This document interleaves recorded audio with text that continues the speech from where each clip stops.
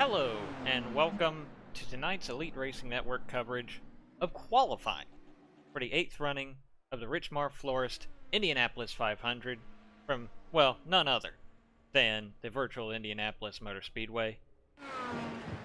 I'm Zach Evans, presenting you tonight's coverage from, well, Indianapolis, as we begin the process of finding the field of 33 for this running of the Elite Indy 500. Qualifying started around 4 o'clock Eastern Time this afternoon. As you can see, Adriano Pinheiro currently fastest in the first preliminary round of qualifying. We've had a total of 35 cars take time already in this qualifying session, with about 90 minutes left to go. Of course, if you are seeing the timing and scoring on the left-hand side of the screen, you can see only 28 drivers currently showing with the time.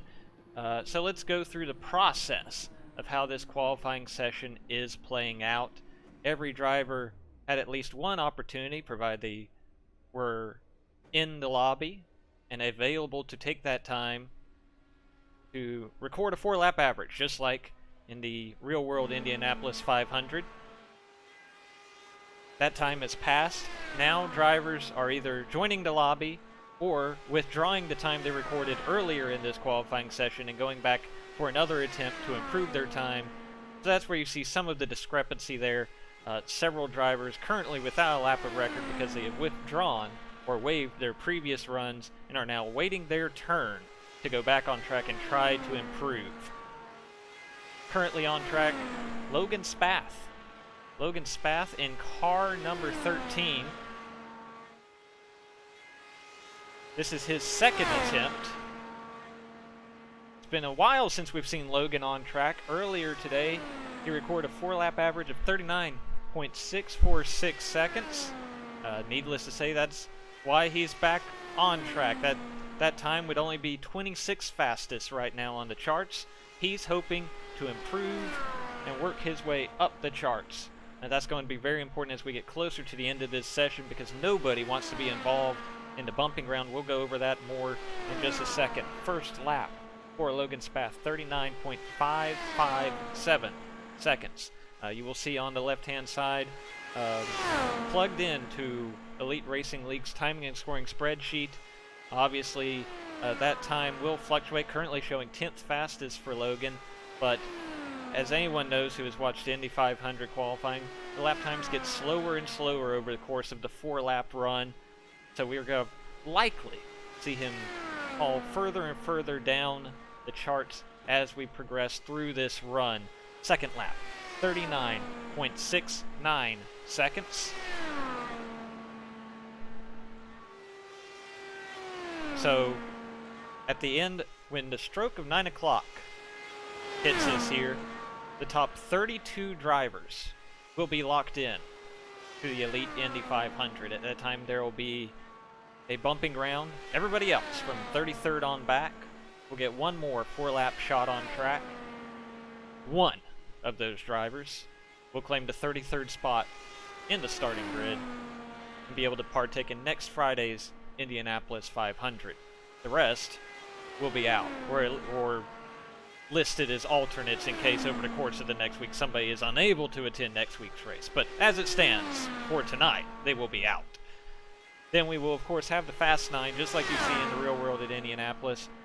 Top 9 qualifiers will also get one more shot on track, where they hope to claim the pole for the Elite Indy 500. There will also be bonus points online for those who are competing in the Mega Driver 86 IndyCar Series here in Elite.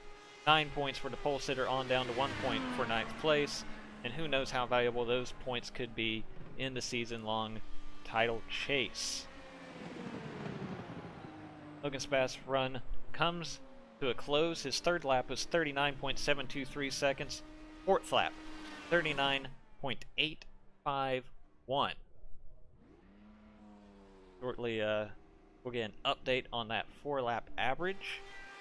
39.706 seconds, 26th fastest. So he's another one that will be probably be back out on track withdrawing that time, looking for more speed if I had to guess.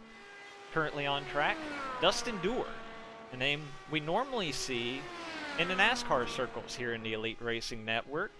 Actually one of our top 10 finishers earlier this season in Elite Southern 500 at Darlington Raceway.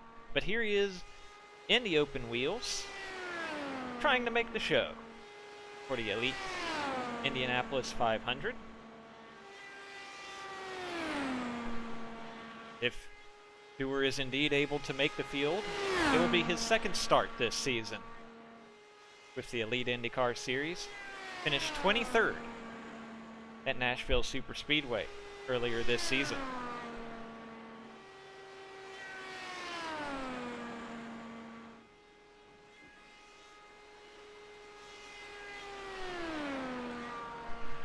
First lap for Dustin Dewar, 39.548 seconds. As you can see, that places him 9th at the moment, but again, these laps get a little bit slower and a little bit slower, a little bit slower over the course of a 4-lap run. We will see how that holds up. For reference, our provisional pole sitter at the moment, Adriano Pinheiro, his first lap was a 39.352. His slowest lap, his 4th lap, was a 39.535. He was also the 3rd car out on track. And oh, Stewart catches a piece of the wall there, and that car will not turn. So that's going to bring it into this run. He's definitely going to have to withdraw from this qualifying effort. He's going to pull all the way off the track here on the backstretch. That will bring it into this qualifying attempt for Dustin Dewar. We will likely see him back on track later in this qualifying session. That will bring our attention now to Joe McAdory.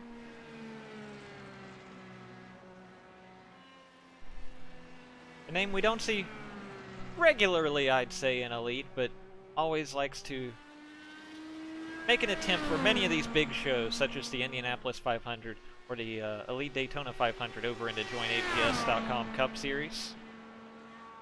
Also working on starting up a very cool Throwback Cup Series on its own effort, featuring the 87 Cup cars. Be sure to check that out if you're interested in that kind of thing.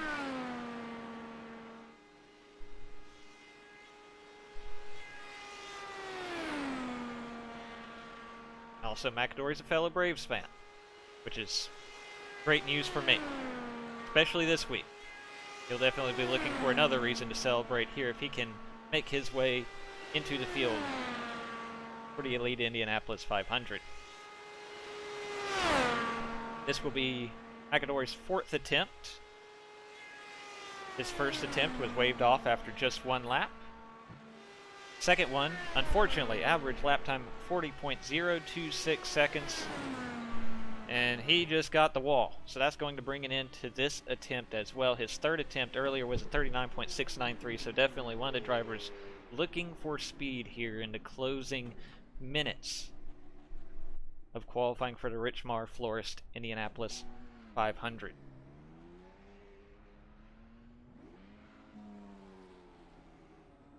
The next car on track, familiar name, Stephen Wilson, the real world IndyCar campaigner, 3 times a starter in the actual greatest spectacle in racing, including a 15th place finish in 2018.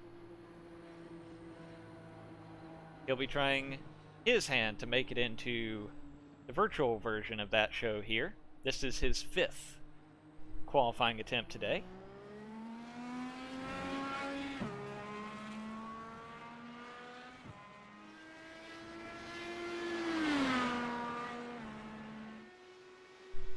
Throughout the afternoon, Stefan has been hovering in the 35, 57, 35, or 39, 57, 39, 58 range. Probably solidly in the show if he were to stand on one of those times. But definitely he's really hoping to get into that fast 9 or improve his standing. Maybe get a little bit closer to the front of the field for next Friday's Indianapolis 500.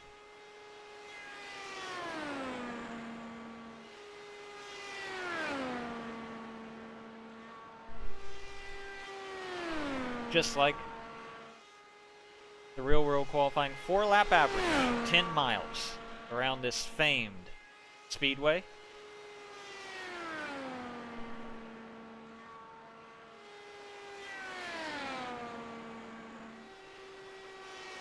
Wilson has made one prior start this season in the Elite IndyCar Series. That came at that came at Pocono. Finished 26th.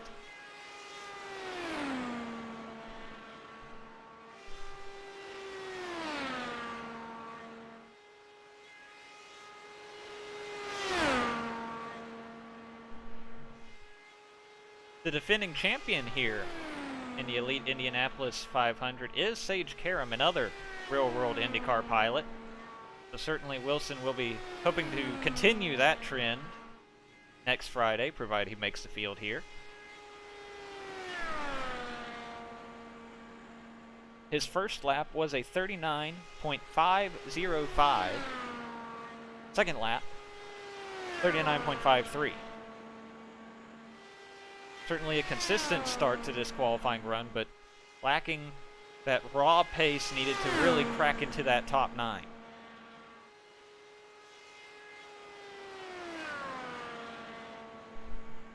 Currently at 39.518 seconds as an average. That's 6th fastest at the moment, but we'll see if he's able to hold on to that over the final 2 laps of this run. Third lap, 39.58 seconds. The 39.541 drops him to 8th on the charts with just 3 thousandths to spare over Chad Frankenfield. So it's going to take a pretty quick 4th lap to hang on to that and stay in the Fast 9. Going through turns 3 and 4, Stephen Wilson. And he gets a piece of the wall there. So have to figure that's going to be more than enough to take away the speed he needed on this 4th lap to stay in the Fast 9. 39.927. That will bring down his 4-lap average to a 39.637, 22nd fastest.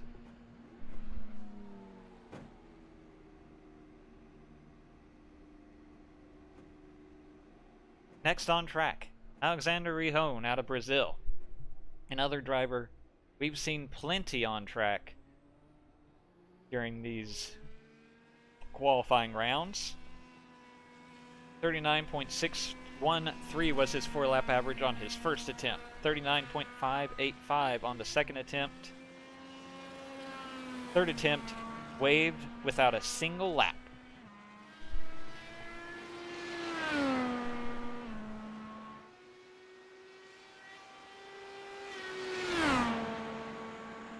An interesting thing with all of these Indianapolis 500 variations or long distance races at Indianapolis on general principle in iRacing, you have some guys who maybe partake in a league such as Elites throughout the season, and this is another race for them, albeit the biggest one. And then you have guys who really just focus on the IndyCar throughout iRacing, compete in several different leagues when they go to Indianapolis or any of the Crown Jewel events.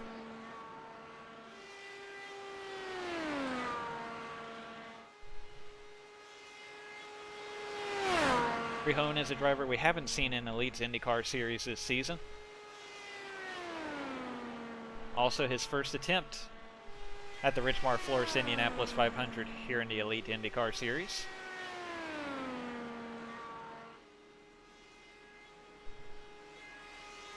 First lap on this qualifying attempt, 39.506 seconds.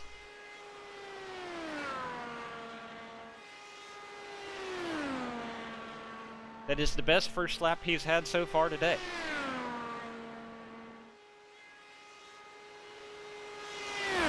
Currently 5th fastest. We'll see how well that holds up over the course of 10 miles. Navigating back to the start-finish line. lap 2 for Rehome. 39.580 seconds. Continuing to be his strongest effort so far in this qualifying session. Currently 8th fastest. Remember his first run, the fastest one he's had so far today was a 39.613. That would be good for 19th fastest right now if it were still on the board.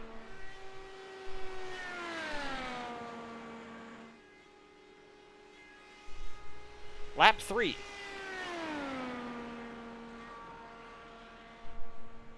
That's a 39.576. Actually faster than his second lap. Improving even more on that previous run. 39.554 currently his average.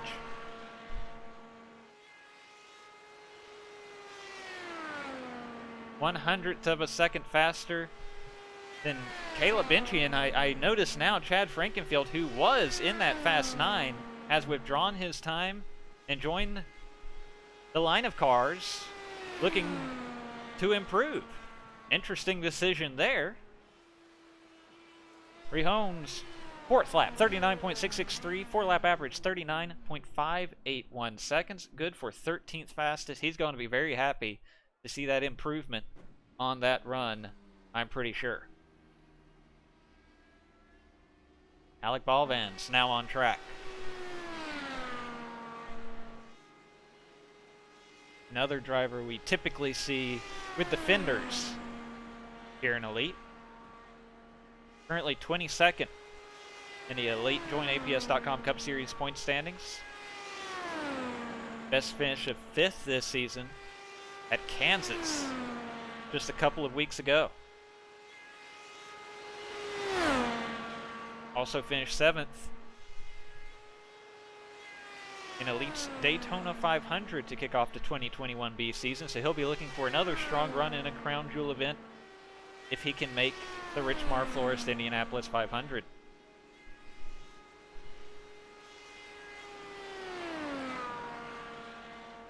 First lap for Balvance.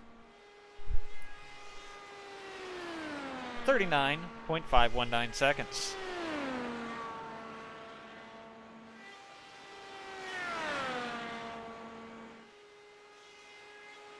Down to backstretch, heading into turns 3 and 4 on his second lap.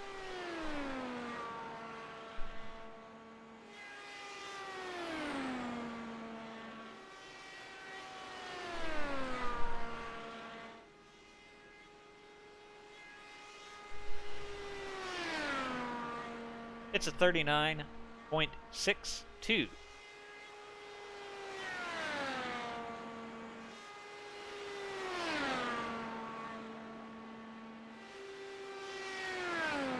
Alec is also 12th in the Elite Mega Driver 86 IndyCar Series presented by Worldwide Technology Raceway point standings this season.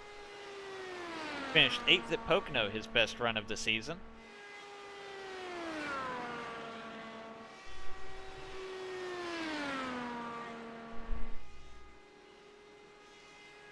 Current average 39.573. Third lap time 39.66. That'll bring the average to 39.602.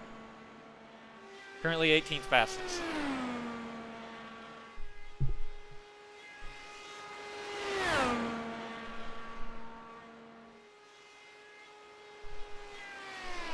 Coming to the line for the final time after he navigates turn 4.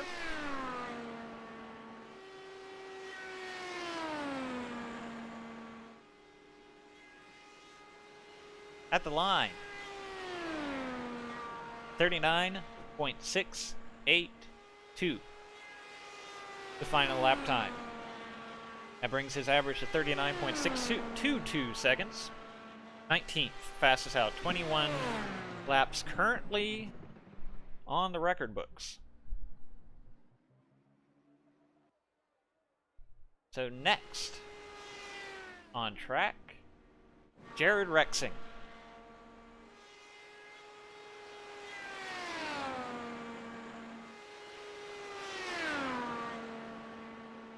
Rexing, a former winner in the Elite Mega Driver IndyCar Series. That victory came during the 2020B season at Iowa. Led 170 of 300 laps in that event.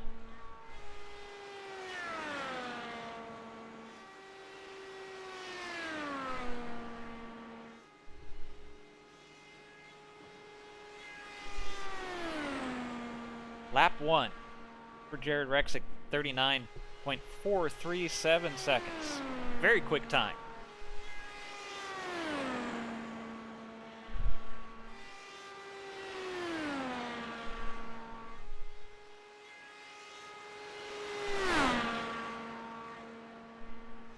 As I look at timing and scoring, I notice that Ty Balbins has waived his most recent lap, the one we saw just before Rexing. So he will be looking to get back on track here in the final 70 minutes of this qualifying session. Lap 2 for Jared Rexing, 39.542 seconds. Averaging 39.49 seconds thus far. Currently third fastest, actually tied for second with Alex Van de Sant.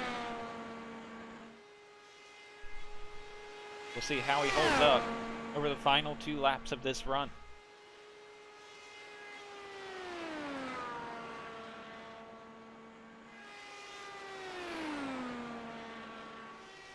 Rexing also one of the playoff drivers currently in the Elite Cup Series.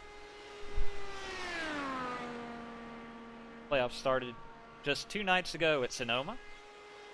39.56 seconds for Jared Rexing on lap number 3. 39.513, his average thus far, 6th fastest. Can he stay in that critical top 9 here? One more time through turns 3 and 4 for Jared Rexing.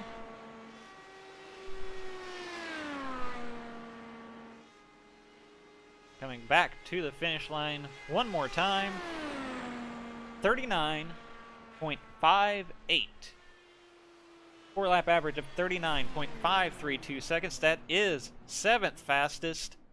That will put him in the Fast 9 for now. Great run for Jared Rexing. As next on track will be Drew Akers.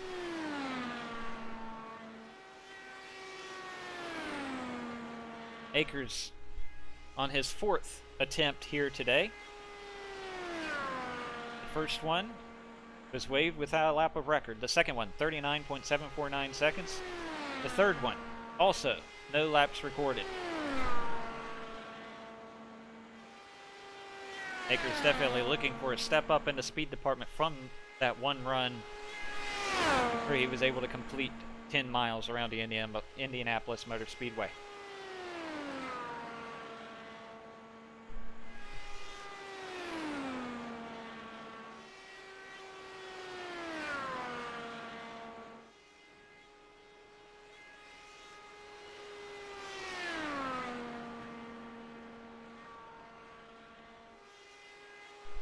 Akers looking to make his 4th start this season with the Elite Mega Driver 86 IndyCar Series.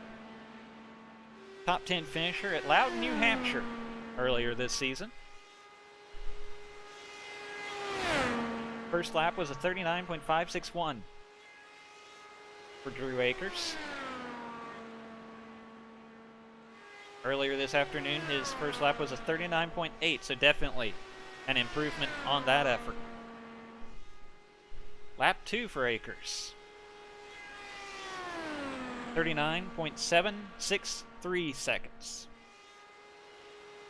Current average 39.662. Slowest of the laps still on the board. As the line to get back on track grows longer and longer.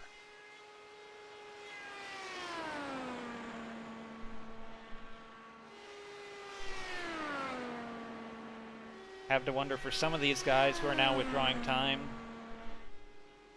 if they will be able to get back on track for another shot at this.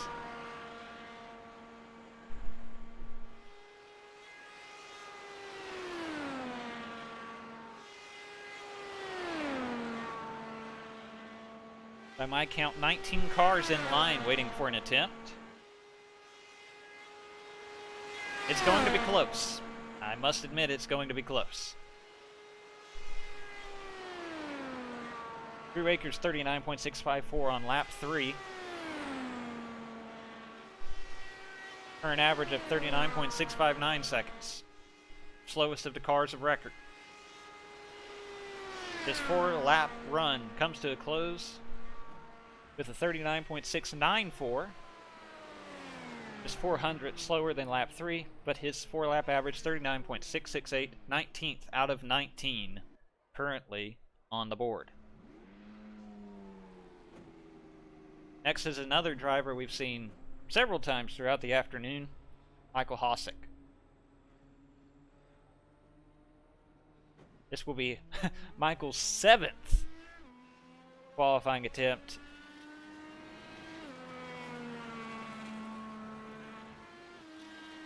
Many of which have been interrupted by incident.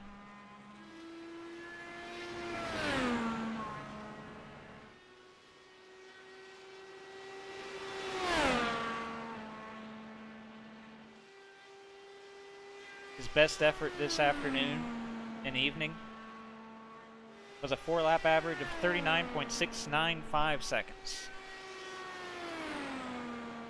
Another driver looking for speed here in the final hour of qualifying.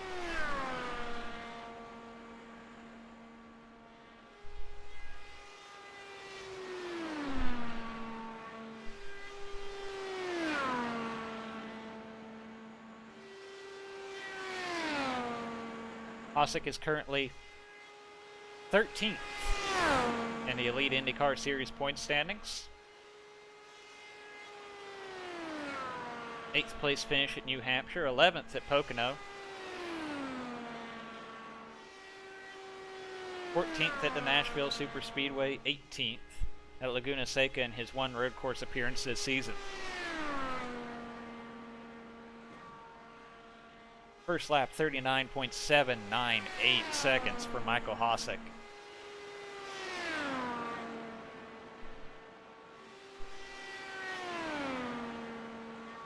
One thing to keep in mind with this qualifying session is just like in the real world, of course, this 5-hour session cumulatively, the weather changes.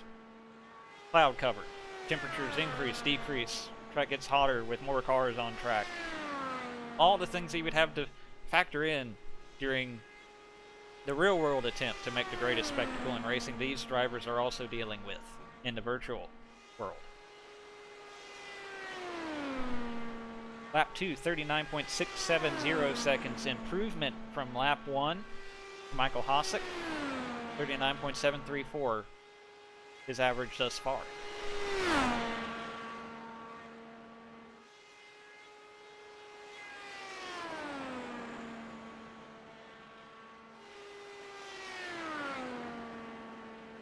Hosick, another driver who has crossed over between the Indy cars and the stock cars here in Elite.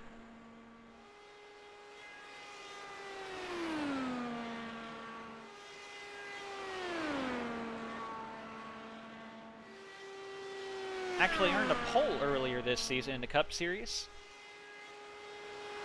at Michigan.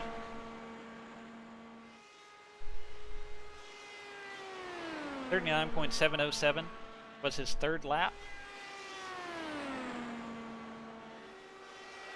And out of control coming out of turn 4. Backs it ever so gently into the inside wall just shy of pit entrance.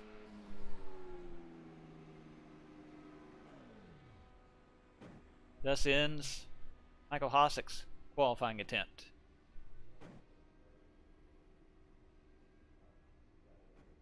Now we'll bring Dustin Dewar back on track. We've seen him earlier tonight during the broadcast portion of qualifying.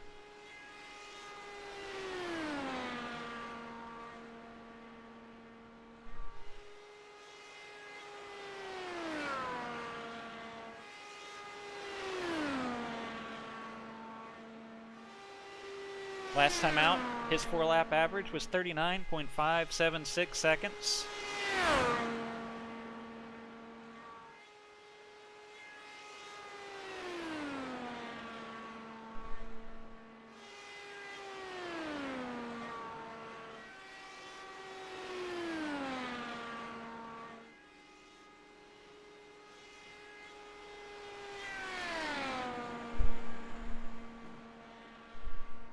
First lap, 39.587 seconds for Dustin Dewar.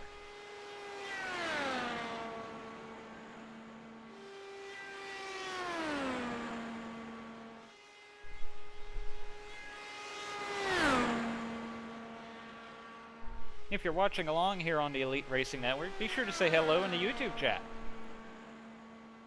Love to hear from you. Let us know where you're watching from, who you're rooting for, as we set the field for next week's Richmar Florist Indianapolis 500. Lap 2 for Dustin Dewar was a 39.607. Average so far, 39.597. Currently 17th.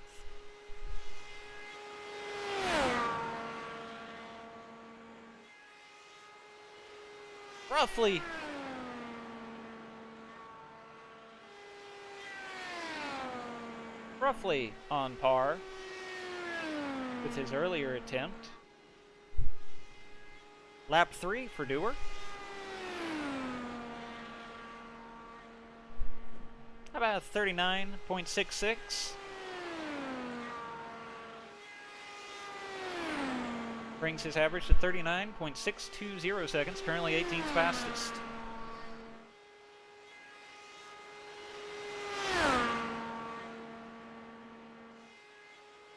Michael Goodman saying hello in the YouTube chat. Of course, used to seeing him competing in the NASCAR circles here in Elite. Naturally, he's rooting for the man on track right now, Dustin Dewar. Of course, they're teammates over at Do Good Motorsports in the NASCAR ranks. 39.691 will be the 4th lap for Dustin Dewar. 4-lap average 39.638. Currently 18th out of 20 laps on the board. Of course, it's only going to get more and more interesting, more and more intense as we start seeing these final attempts from guys in the closing minutes of this qualifying session. Again, in the final hour. It will close at 9 p.m. Eastern. AJ Hobson back on track.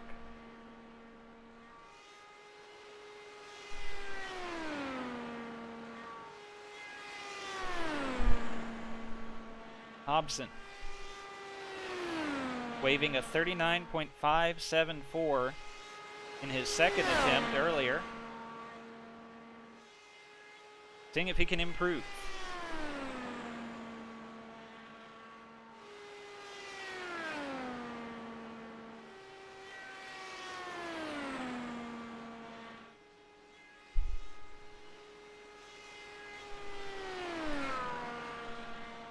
Goodman also saying in chat he's watching from the home of Miss Goody's Goodies. Of course, the proud sponsors of the Miss Goody's Dash series over the summer during the de facto off-season between the A and B seasons here in Elite.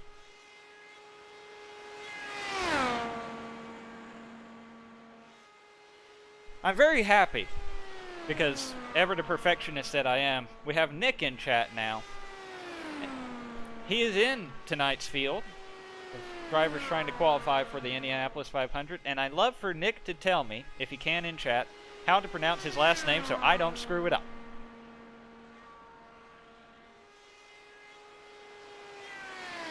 Hopefully he hears this.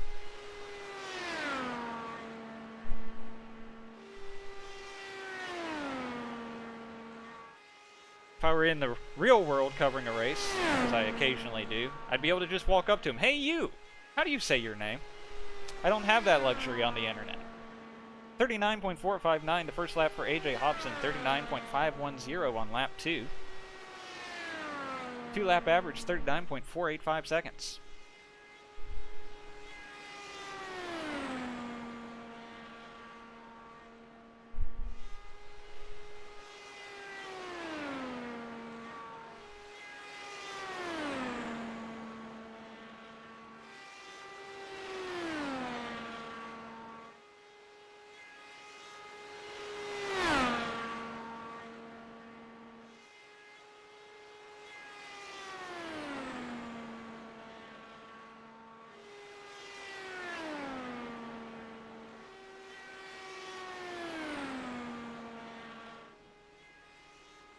39.589 was the third lap for AJ Hobson. Fourth lap.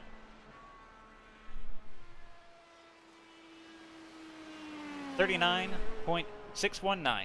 4-lap average of 39.544. Good for 8th fastest. That puts him in the Fast 9 for now.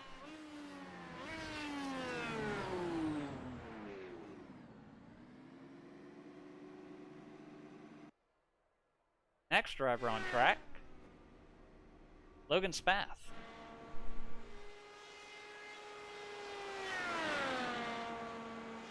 Sudik. Nick Sudik is a gentleman who was in chat. We'll be seeing him back on track later.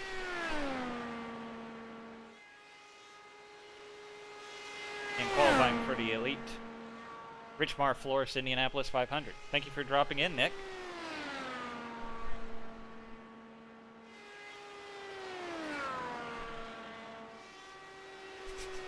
David Huckleberry also chiming in. Got to chat with him last night on my personal Twitch account when I was streaming while doing some other racing. Happy to see him joining us here on the Elite Racing Network. 39.575, the first lap for Logan Spath.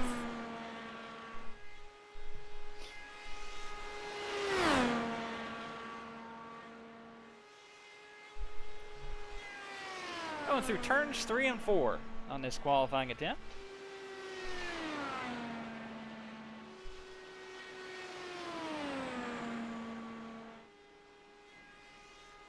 Logan Spath waved a 39.706 in his most recent attempt to be on track here. Second lap. 39.794. Definitely not what he was looking for there.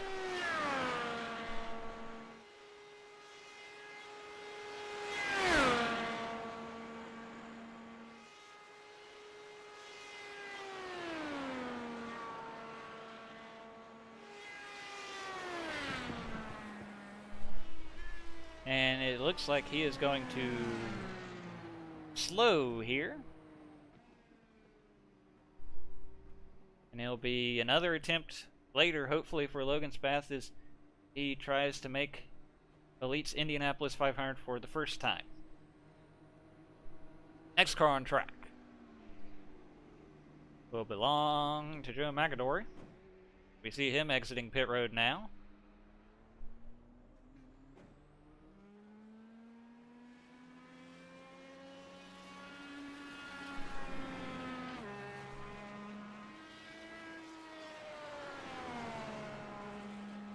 Drew Akers. We saw him earlier in this broadcast. Chiming in chat. I'll take what I can get, honestly. All week has been hectic with school testing, so I'm happy to be as close as I am. I don't miss school. I sympathize with Mr. Akers on that front. I'm very glad to be done with school.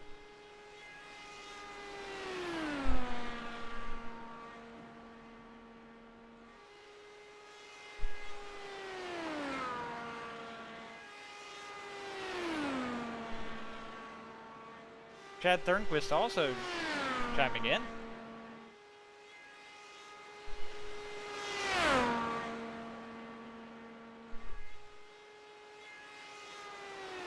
Chad was having a great run with the Cup Series on Wednesday night. For those who weren't watching on the Elite Racing Network, unfortunately, some internet issues bringing early into that run at Sonoma. Looked like he was on pace for probably a top 5 finish. Certainly a top 10 finish, if everything had gone to plan.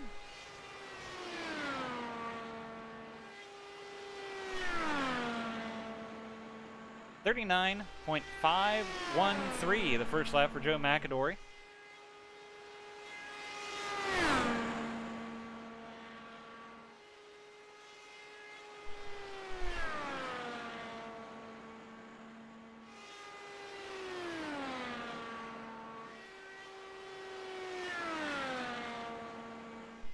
Second lap. At a line now. 39.745. bringing the average to 39.629. Pretty big drop there between laps 1 and 2 for Joe McAdory.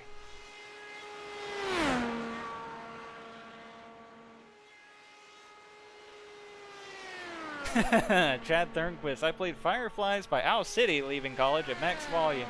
Cold, rainy, windy, and Floridian. I will not break out a singing of Fireflies by Owl City. I would hate for the Elite Racing Network to receive a DMCA strike, because I'm obviously a very good singer. That would clearly be a concern. But it will be stuck in my head the rest of the night until somebody comes up with a better song to get stuck in my head. 39.586 seconds. Lap 3 for Joe McAdory. For an average of 39.614 seconds. Obviously, that second lap, something must have gone awry for Joe McAdory. Jumped right back into the 39.5s on lap 3. He'll be hoping to keep it into 5s or 6s here on lap 4 to close out this run. 39.65. Brings the 4-lap average to 39.625. 19th fastest out of the 22 laps on the board currently. Next on track, Joshua Personette.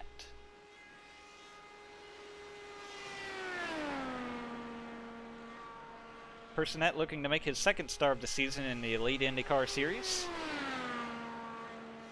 Unfortunately, it was an early ending for him earlier this season at Pocono Raceway. Completed just 21 laps, finished 31st in that one.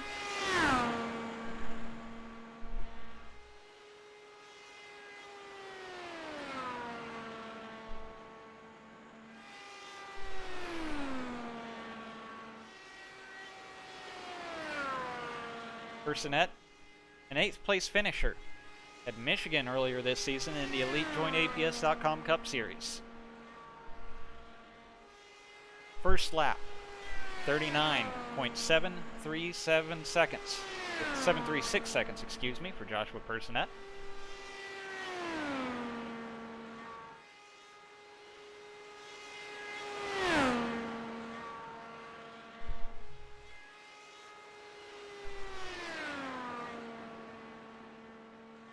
This is Personette's first attempt of the qualifying session.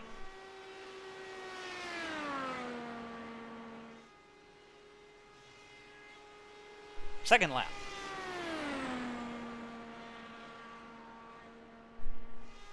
39.635, an improvement from lap number 1, improves the average to 39.686.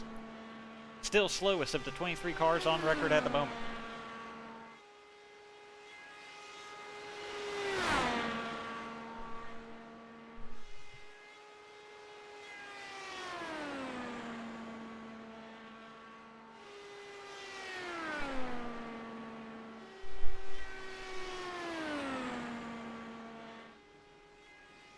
Back across the line for the third lap.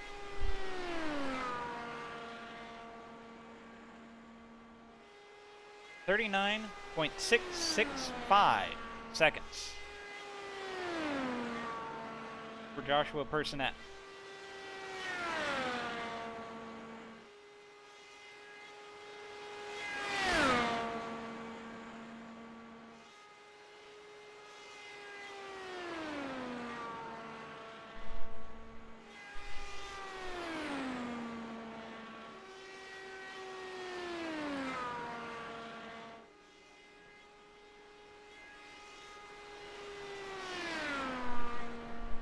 And completing his 4-lap run, it's a lap time of 39.733, 4-lap average of 39.692 seconds, slowest of the 23 cars thus far on record.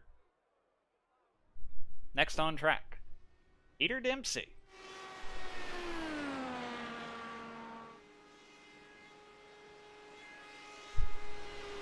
Hailing from Ireland.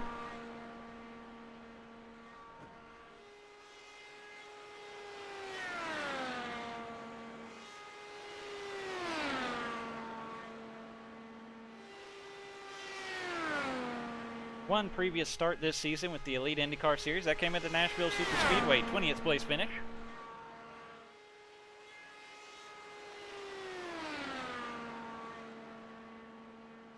This is also Dempsey's first attempt today.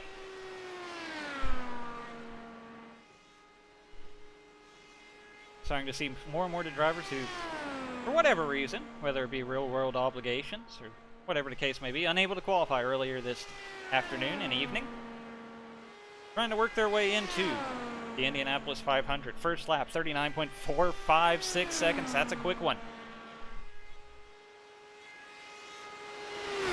Again, he's showing fastest of them all right now, but over the course of this 4-lap run, lap times fall off. Adriano Pinheira's first lap was a 39.352. Unlikely he'll be able to maintain fast time over the course of the 4 laps, but definitely a very strong start to this run. 39.546. The lap time for lap number 2, 39.501 the average. 4th fastest at the moment.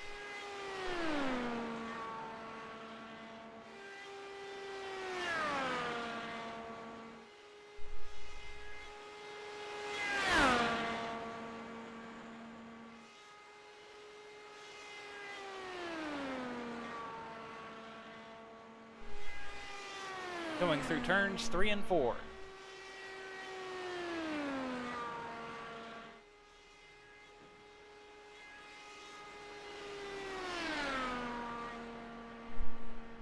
It's a 39.557 on lap number 3.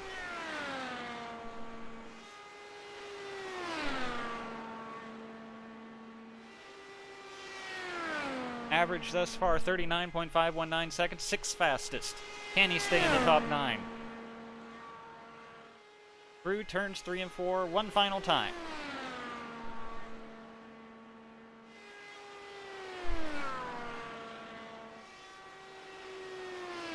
Across the famed yard of bricks one more time.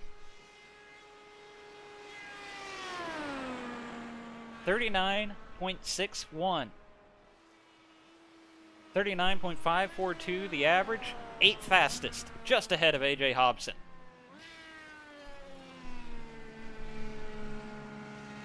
Brendan Madonia now drops to 10th, just outside the Fast 9.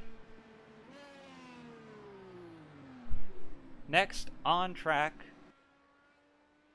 Charles Teed.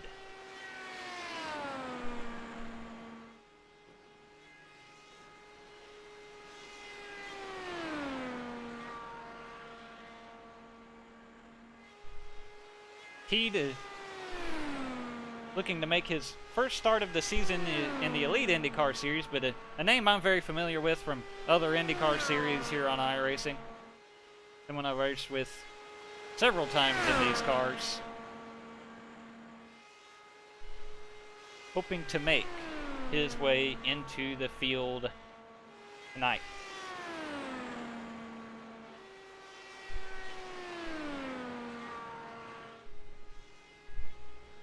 The first lap for Teed, 39.481, or 480, excuse me.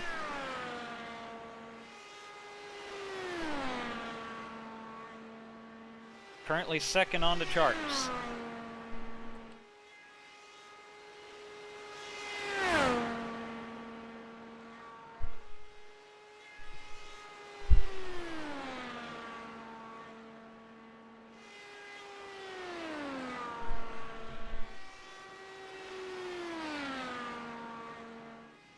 Lap 2 for Charles Teed.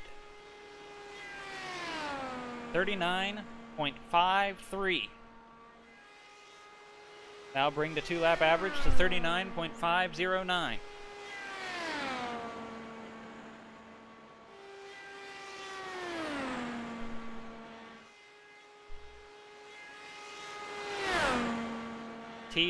Teed is making his second attempt for this qualifying session. Much earlier this afternoon, he logged a 39.573. Waved it for this attempt. It was the 20th car on track earlier today. For context, this is the 82nd run of the qualifying session. 37 cars have seen the track. Third lap, 39.562. 3-lap average, 39.527. Currently 7th. What does Charles Teed have for this 4th lap? Can he stay inside the top 9 and give himself a shot at the pole?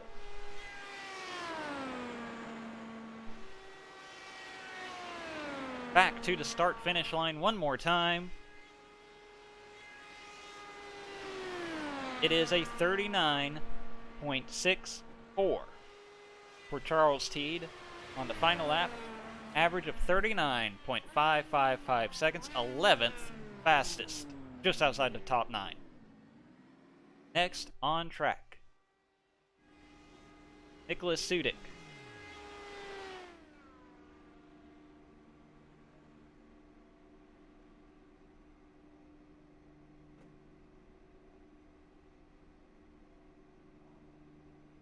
In car 21.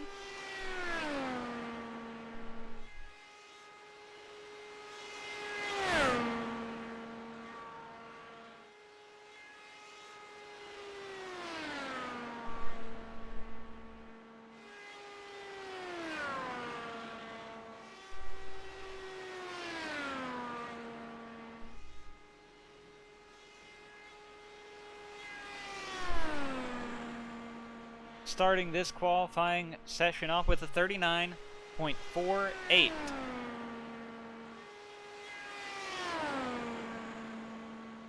This is Nicholas's 3rd attempt. The better of the two earlier was a 39.588.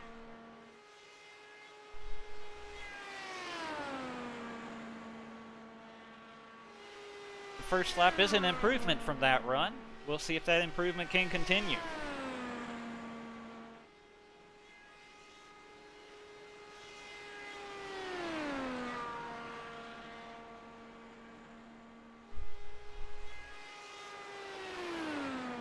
Lap 2, 39.536.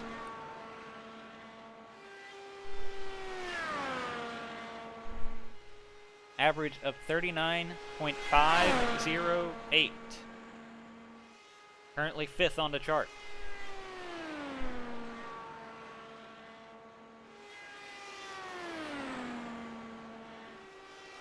And he's loose out of turn 4. Into the wall. A good run going for Nicholas Sudik, but it ends against a safer barrier at pit entry. He'll have to get back in line and hope there's enough time for him to get back on track.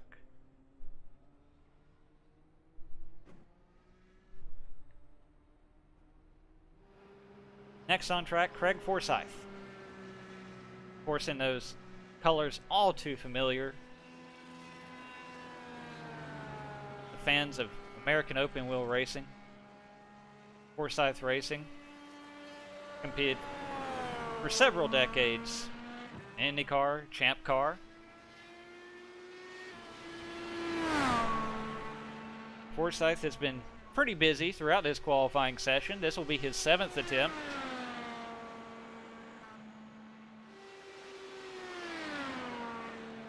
His last time out, 4-lap average of 39.578. Of course, that time waived to get back on track. Has been pretty consistently in the 39.58, 39.60 range, 39.57. Hoping for just a little bit more speed this time around. See if he can maybe crack into that top 9. Regardless, he's definitely proven over the course of this afternoon and evening of qualifying he has plenty of speed to get car 33, excuse me, into the field of 33. I had to do a double take there because on the entry list, and frankly in many of the races I've seen Craig Forsyth compete in, he's usually car 72. Maybe just an issue with the duplicate numbers in an iRacing lobby. I believe Charles Teed is also registered as number 72. But enough about car numbers. How about a lap time? 39.483, the first lap on this run for Craig Forsyth. That is an improvement from his most recent run, that 39.578 he waved. He'll get back on track here. Lap 2. 39.524. Average thus far, 39.504. Currently tied for 4th with Henry Bennett. Henry Bennett was the first car on track earlier today.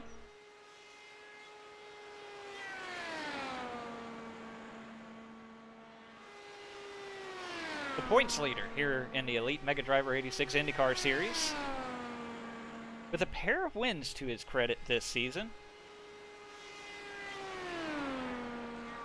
Those victories coming at Barber and at Pocono.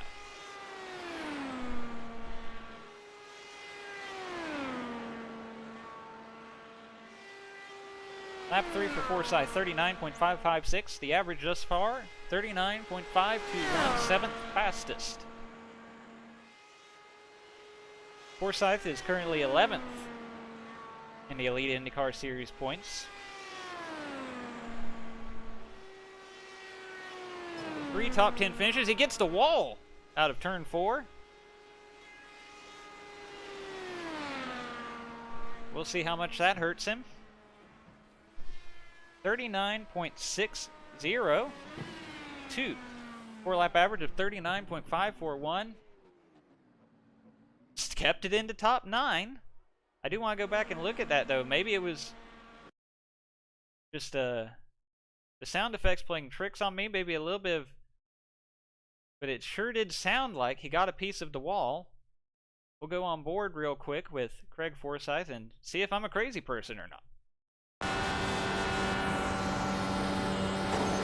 Just did kiss it.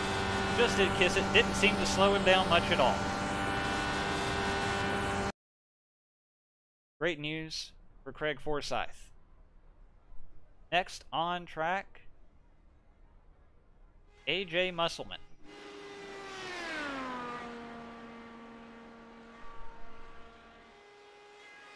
His first lap was a 39.532.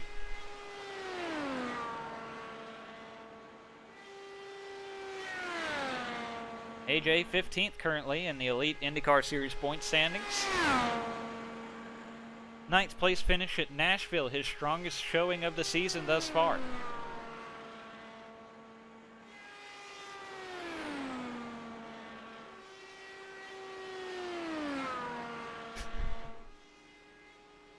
Chad Thornquist in chat. I'm going to keep it 100 with you. I'm probably going to crash my first run. It would not be the first time we've seen that this afternoon. Thornquist will be on track not very long from now. Looks like he's 3rd in line currently of the cars waiting their turn. With 30 minutes remaining in this round of qualifying.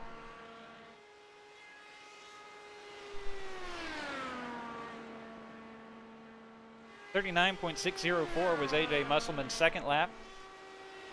Average of 39.568. Coming to the line to complete lap number 3.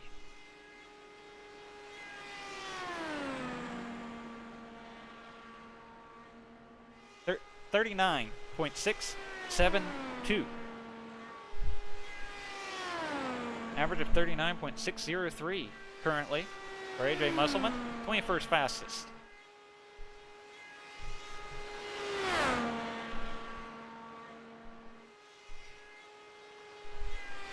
One more time around for AJ Musselman in car 53.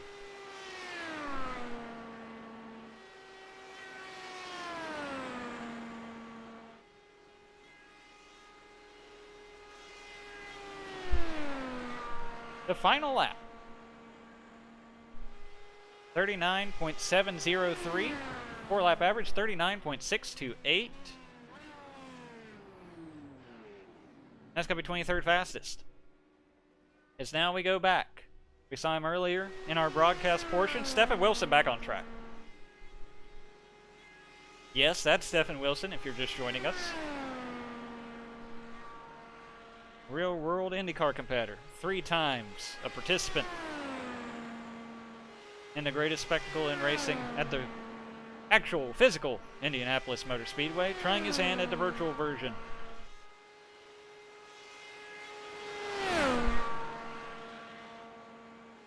Mark Murphy in chat.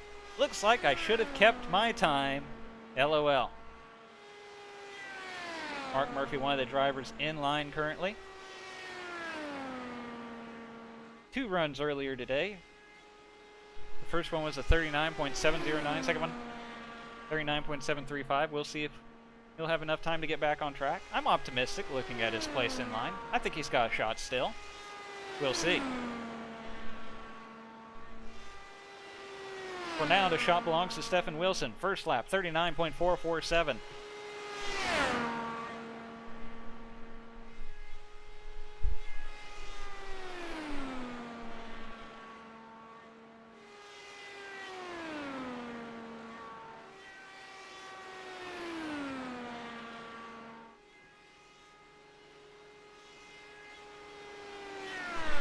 Second lap. 39.500 for Stephen Wilson. Average 39.474.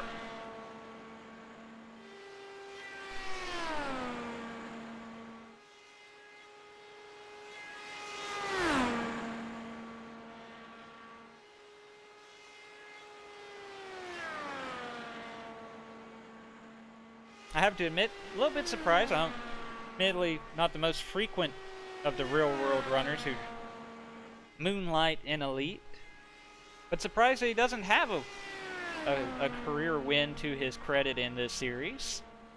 Sage Karam, of course, a previous Elite Indianapolis 500 winner. R.C. Enerson, a frequent competitor in the Elite circles and a 2-time winner in this series. 39.574, the third lap of record for Stephen Wilson. Current average 39.507. 5th fastest at the moment.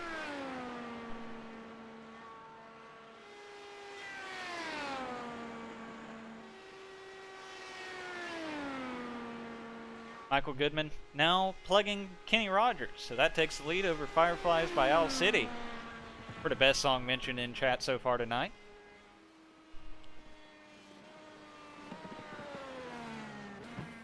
Stephen Wilson concludes his run with a 39.6.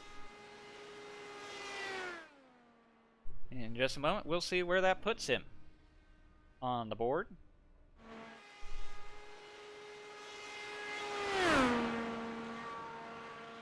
I say that as I wait impatiently for Ethan to type it in. Next on track, Chad Frankenfield.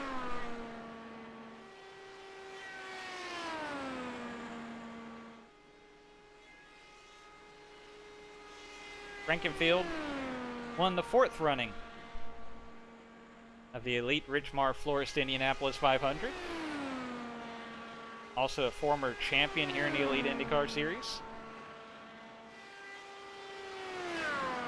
5 career wins to his credit in this series.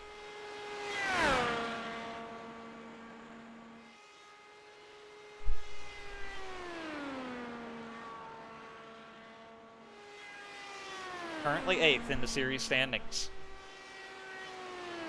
39.458 was Frankenfield's first lap as he crosses the line to complete lap 2. By the way, it was a 39.531 average for Stephen Wilson. So he was 7th before Frankenfield took the track. 39.527 to second lap for Frankenfield. Current average of 39.493.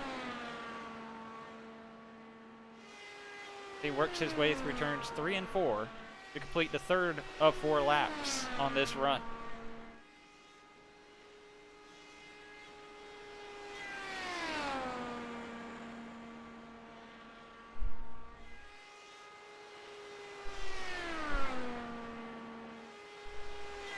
It was a 39.57 for Frankenfield on the 3rd lap. Average currently 39.52.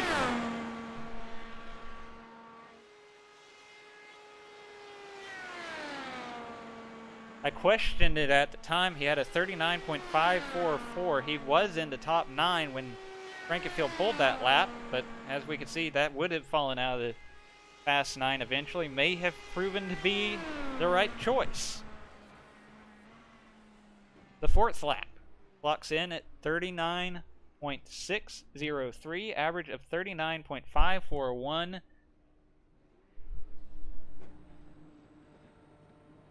And I'll be honest, that puts him in a tie for 9th with Craig Forsyth. I'm not sure on the tie-breaking procedure with this qualifying process. We may have to get a ruling from the officials on that one, should that prove to be the decider on who makes the Fast 9 and who doesn't.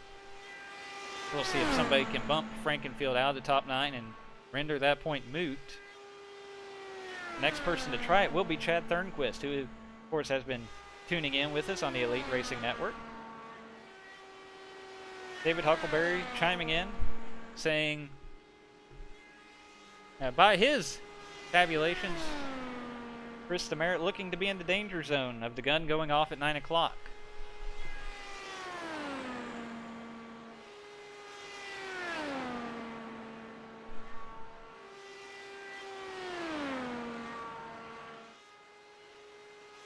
It will be very interesting to see which of these guys will be able to get back on track before 9 o'clock. Now remember, of course, qualifying does not end at 9.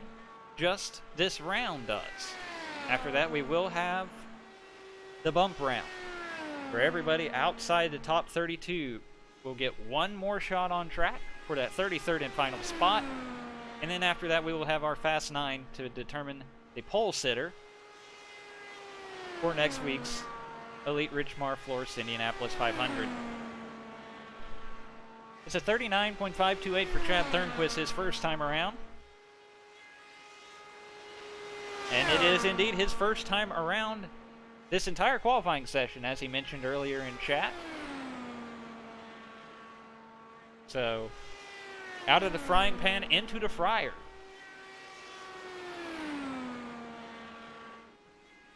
Thornquist.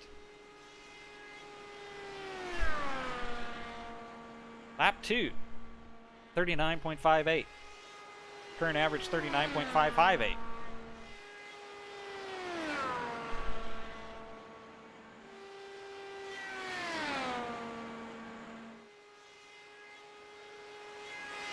When the Elite Cup Series came to Indianapolis earlier this season, started 11th, finished 6th, strong showing. So certainly knows how to get around this facility, at least in the fender cars. The Elite Cup Series using the next-gen Cup car that we'll see in the real world starting in the 2022 season. 39.599 on lap 3 for Chad Thornquist.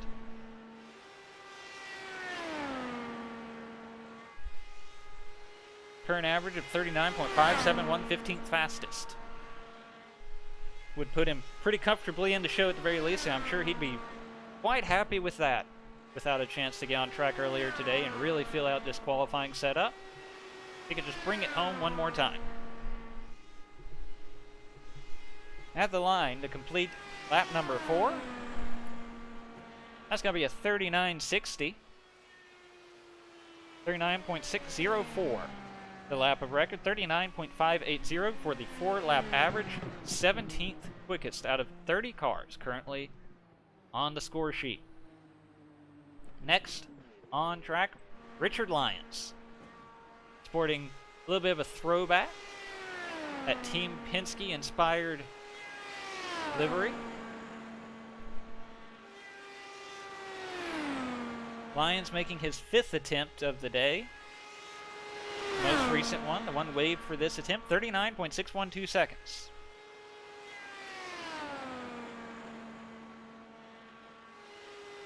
That was also his best effort of the day so far. Looking to continue that trend, improve just a little bit more, put himself into the 8th running of the Elite Richmar Florist Indianapolis 500. first lap. 39.471. 700ths faster than his first lap on that last attempt. Pretty good jump.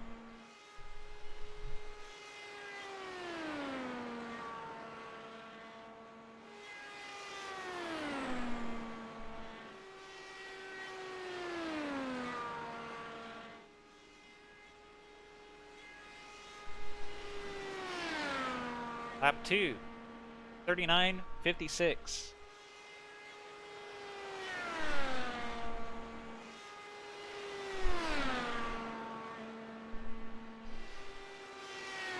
Working down the backstretch on lap number 3 of this 4-lap qualifying attempt.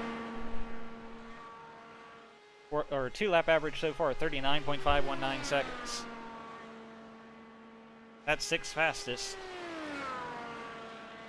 Probably will be hard at that pace to stay in the top 9, but should be a very good effort here.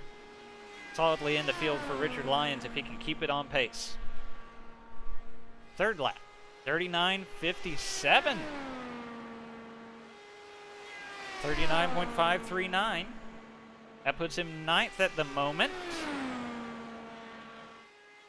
but with very little wiggle room. Just 0.02 ahead of that Chad Frankenfield, Craig Forsyth tie.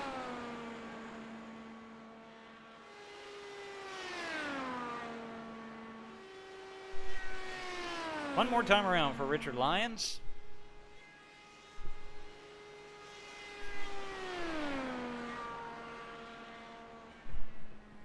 .628. The final lap, 39.561. 15th fastest for Richard Lyons. That'll bring up, well, Alec Baldwin's next on track. Already his up-to-speed lap in the books. Working lap number 1.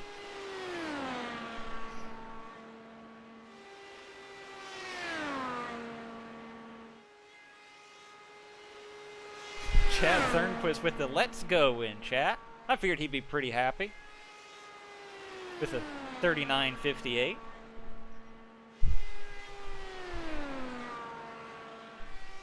Especially considering he hasn't had nearly as much track time today as many of the others in this qualifying session.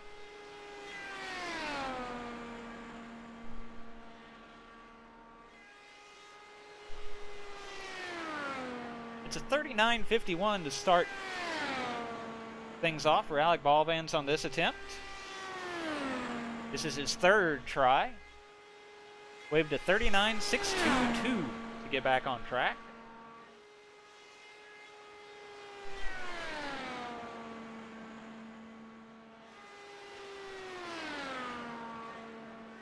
That first lap was an improvement, albeit a slight one on that previous attempt. 0.05 of a second better than the 39.519 from the last attempt. Lap 2, 39.61. Another improvement, this time by a full 100th. 39.617 versus the 39.627 on his last try. 39.566 the current average.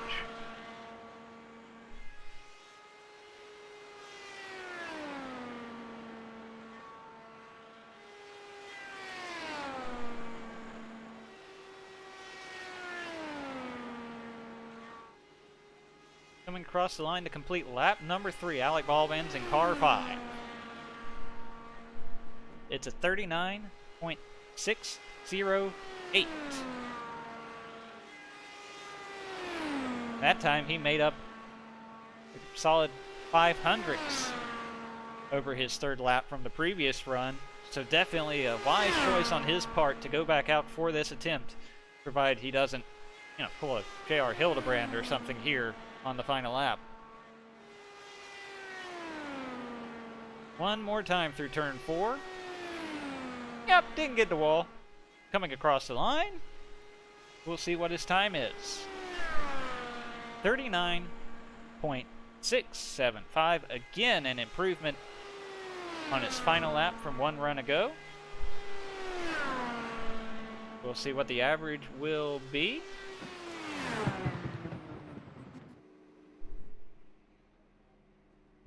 As Mark Murphy looks to be the next car on track. 4-lap average of 39.604 for Alec Baldwin's. 25th fastest.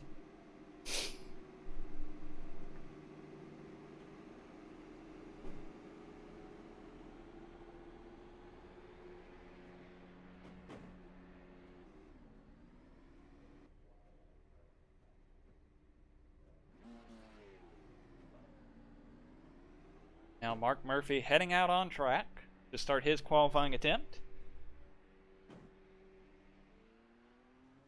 This will be his third attempt. It's been a while since we've seen him on track. Had 2 runs in the first 35 cars, and then we haven't seen him since. This is run 91 of the afternoon.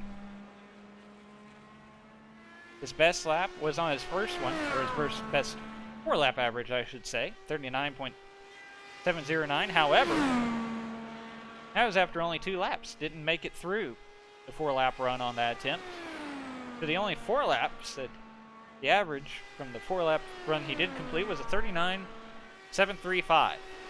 So really nothing to lose for Mark Murphy here.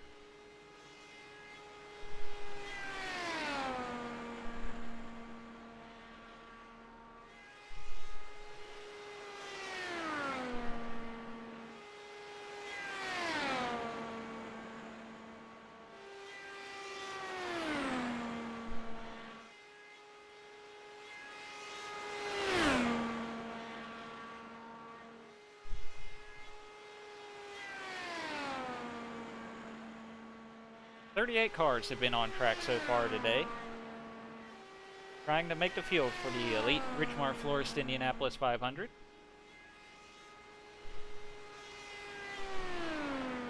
First lap on this run for Mark Murphy, 39.53 seconds.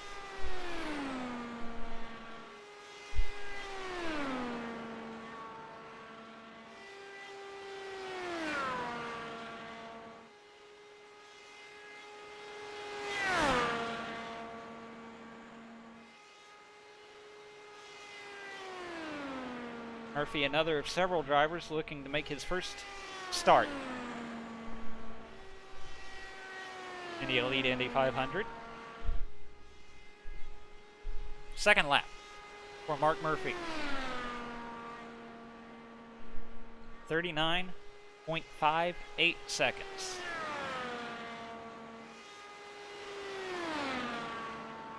Definitely a big improvement from his qualifying attempt earlier this afternoon.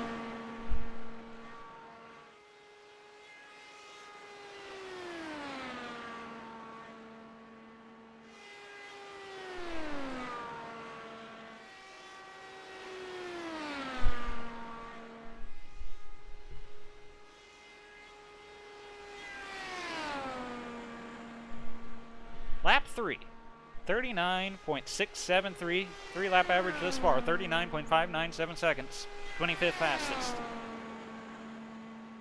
As you can see on the scoring on the left-hand side of your screen, 33 laps on the board right now.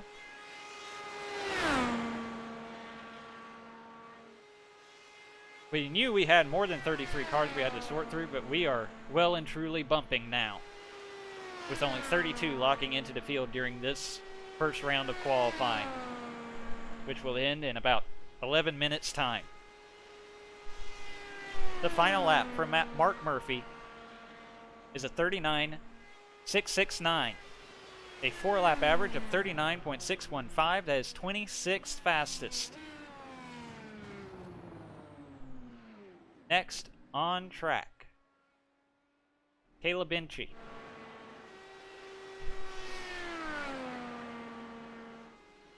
This is his second attempt. Earlier today, 4-lap average of 39.564 under the gun. To improve on that,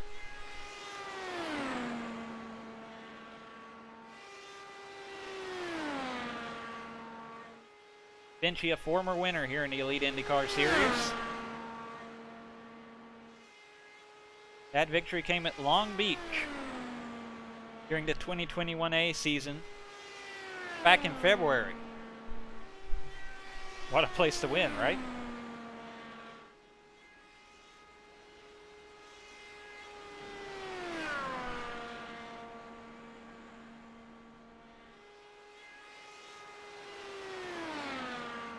Caleb's first lap was a 39.438.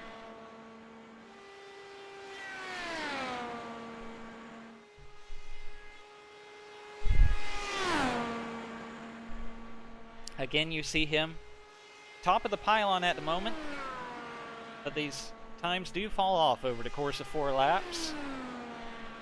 You see Adriano Pinheiro at the top of the board. His first lap was a 39.352.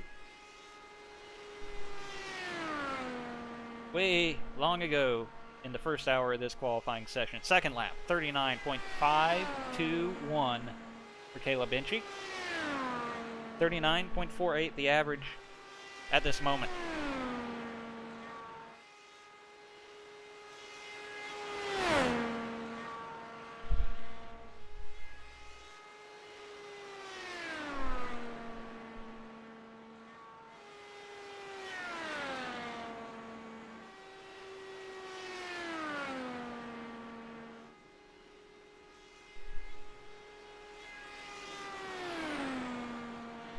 Third lap, 39.558, 39.506 the average. Looking good at the very least for Caleb to lock himself into this field on this qualifying attempt with 8 minutes to go. 8 minutes on the clock before the gun fires at 9 p.m. Eastern.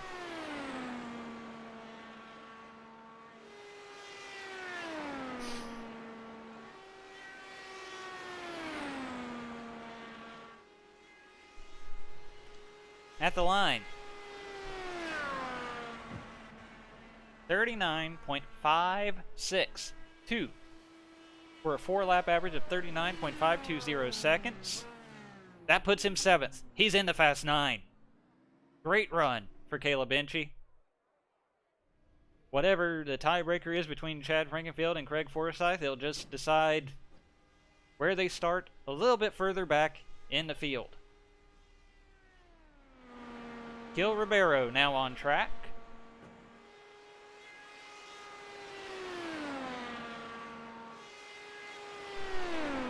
Brazilian driver in car 55. Trying to make his first start in the Elite Bridgemar Florist Indianapolis 500.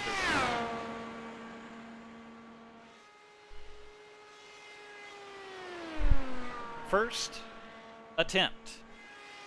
Needless to say, will be the only attempt for Ribeiro in this qualifying session.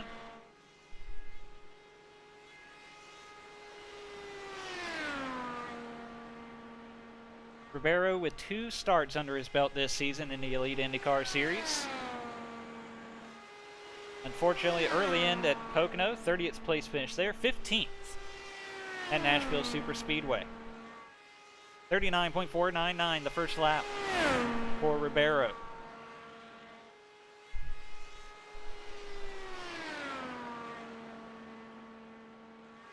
Working his way through turns 3 and 4. Headed back to the yard of bricks to complete lap 2 of this 4-lap qualifying effort.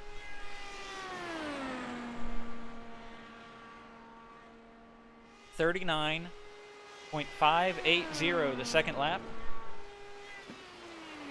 And he's off track. He got a piece of the wall there out through 1 and 2. He was on pace there. He had 39.54 going. We've certainly been in the field. Instead, almost certainly. I mean, he's not going to get back on track. So that should relegate him to the bump round. And there might be at least one guy breathing a sigh of relief on pit road. That might open the chance for one more car to get on track or something before the gun sounds at 9 p.m. For now, Jared Rexing on track.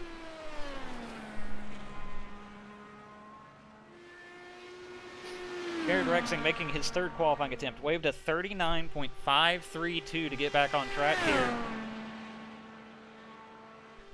That would be a tie for 9th right now. And he held on to it. Nonetheless, here he is, back on track. Jared Rexing, car 10.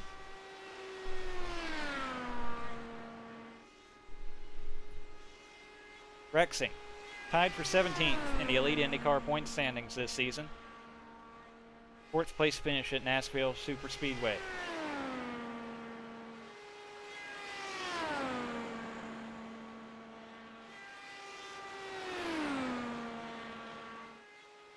Also a playoff driver in the Elite Cup Series with a win at Kansas.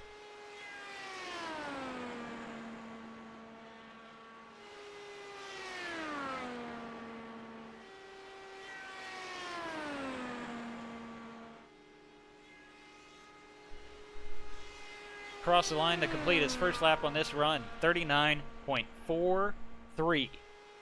Strong start for Jared Rexing. Identical to the 1,000th of a second to Caleb Benchy's first lap just 2 cars ago. Of course, Caleb's currently 8th fastest.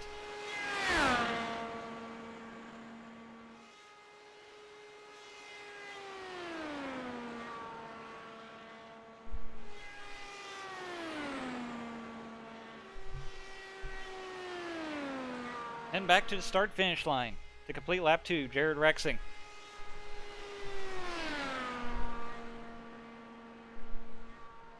.48.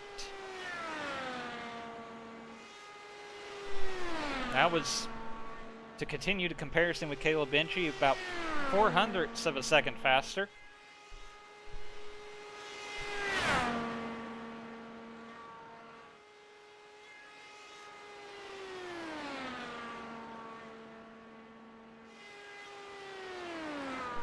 Rexing with that car number 10. A lot more noticeable when he runs the NASCAR series, but those yellow and blue Nesquik colors, so iconic to fans of the NASCAR Busch series. Late 90s, early 2000s, the likes of Jeff Green, Scott Riggs carrying that banner. Of course, Jeff Green, a regular competitor here in Elite in the stock car ranks. 39.56, the third lap, 5.61 for Jared Rexing. 4-lap average 39.493.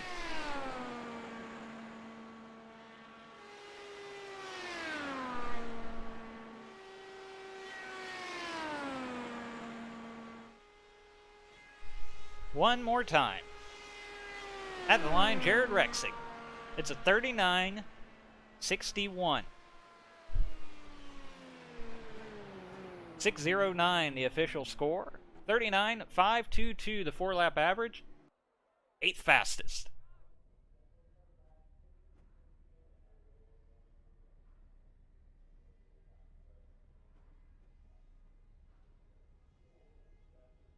Next on track, you hear him whiz by, Michael Hossack.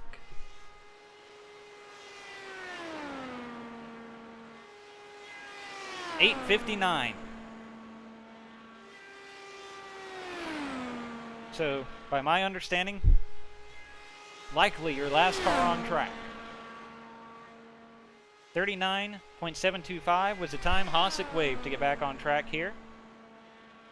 Of course, that run, 1 lap shy of a completion. It's been a trying afternoon and evening for Hossack, looking for speed. If he wants to make the top 32, it's got to be a 39.638 for the average. Currently, it's a 39.555.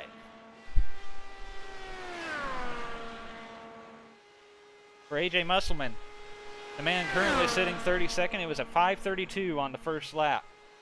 Some time to make up for Hossack if he wants to make it into the top 32 and avoid the bump round.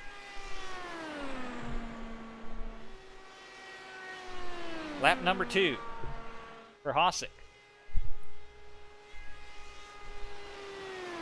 A 39.612. It was a 6.04 for AJ Musselman about 10 cars ago.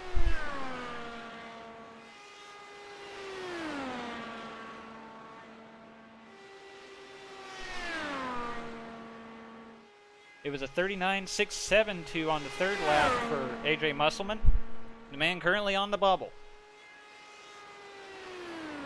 Michael Hosick trying to knock him off. Currently an average of 39.584, but as we noted, tracking slower than Musselman's 4-lap average with the fall-offs over the course of the 10-mile run. Lap 3, 39.66. That would be an improvement. It was a 6.72 for Musselman on lap 3. 39.584, the current average showing. 611. I apologize. Had to wait for the tracker to update.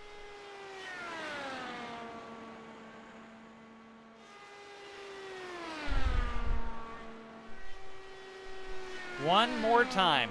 Does he have enough in him to make his way into the show? Car 09, Michael Hosick at the line. It's a 39.67.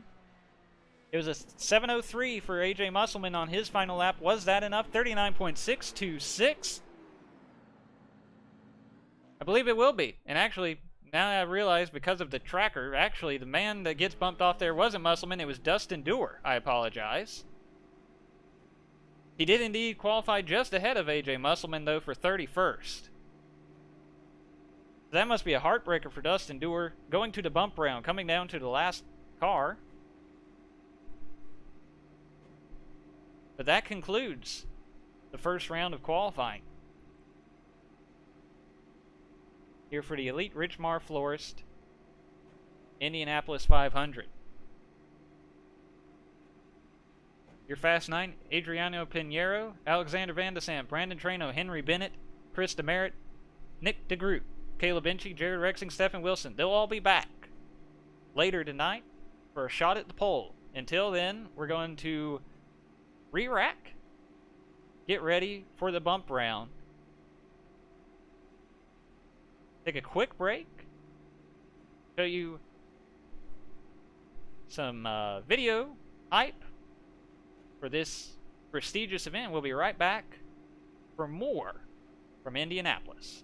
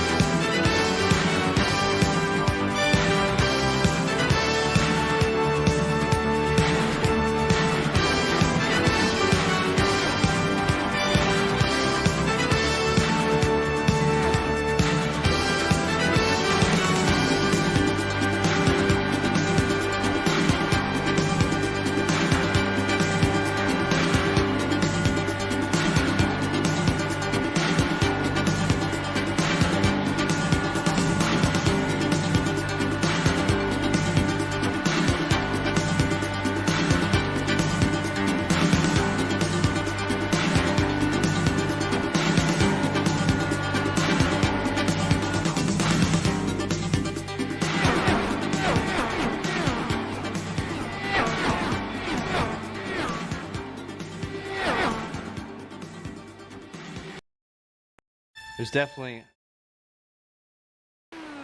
Welcome back. The bump round is on.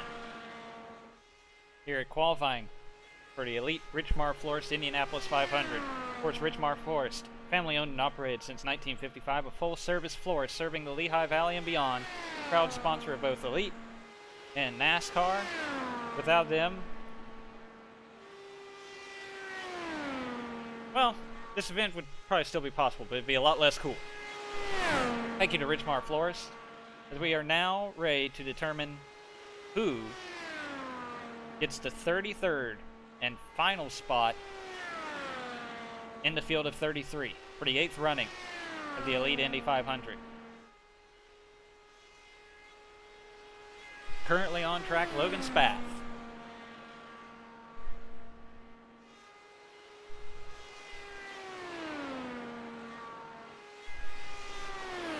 You see the 5 cars on the scoring pylon.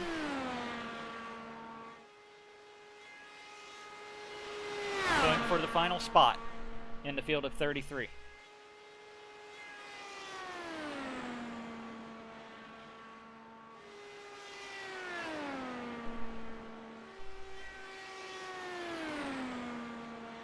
First lap, 39.517 for Logan Spath. Coming across the line for lap number 2.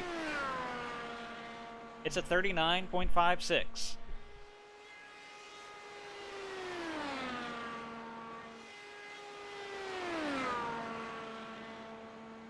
Chad Frankenfield, Elite Racing League admin, chiming in. As a reminder, fastest in this round makes the show. Granted, every position matters. It's possible over the course of the next week. Guys who are currently in the show, conflicts come up, schedules change, maybe they can't make the show. Suddenly second place in this round makes their way into the field of 33. But as it stands right now, only one spot up for grabs between these 5 drivers.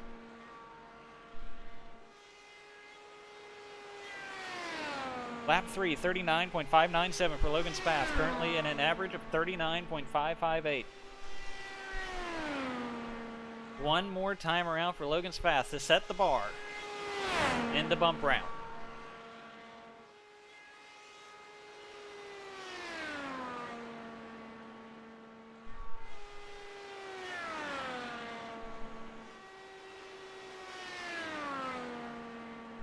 Across the line for the final time. It's a 39.63 for Logan Spath. 4-lap average 39.577. That will be the time to beat for the drivers trying to earn their spot. Next up, Nicholas Sudik.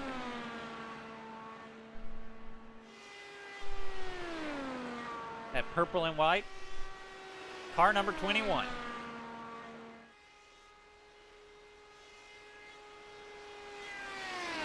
Taco Bell on the side pods.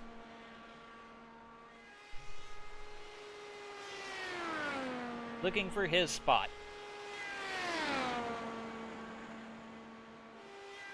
Of course, want to thank some of our premier partners here in the Elite Racing League. C2 Freight.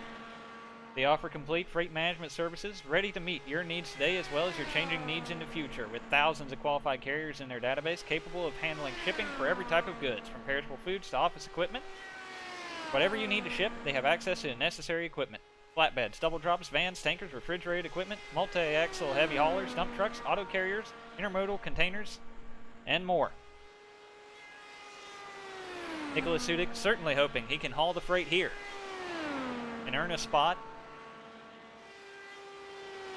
in the Richmar Florist Indianapolis 500. First lap, 39.469. 500's better than Logan Spath's first lap.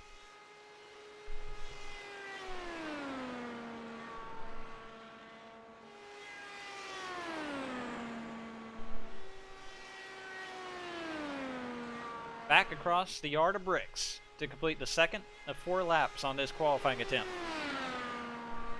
39.55.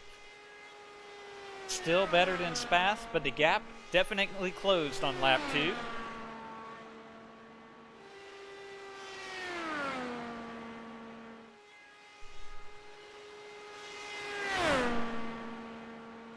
into turns 3 and 4 for Logan Spath.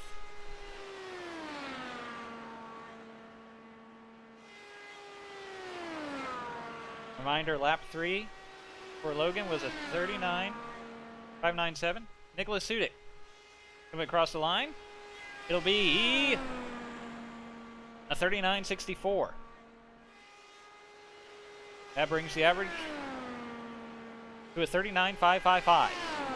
Needs to keep it quicker than 5.77.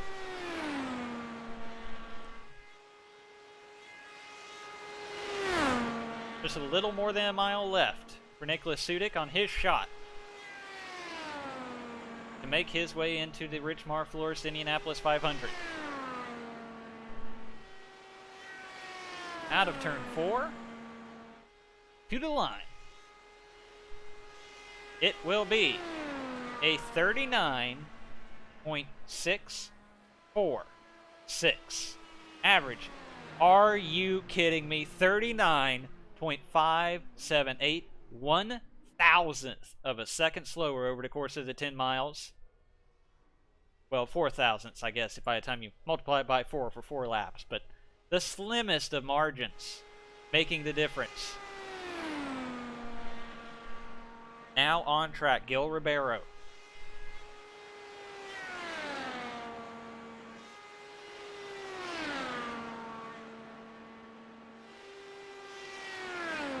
The Brazilian pilot, as we mentioned earlier, 15th place finish at Nashville, the better of his 2 starts this season with the Elite Indycar Series. Elite Indycar Series, of course, presented by Mega Driver 86 on Twitter, who provides top-notch NASCAR content for past and present, as well as content from IndyCar to Supercars. Be sure to follow Mega Driver 86 on Twitter. Gil Ribeiro, lap 1, 39.515.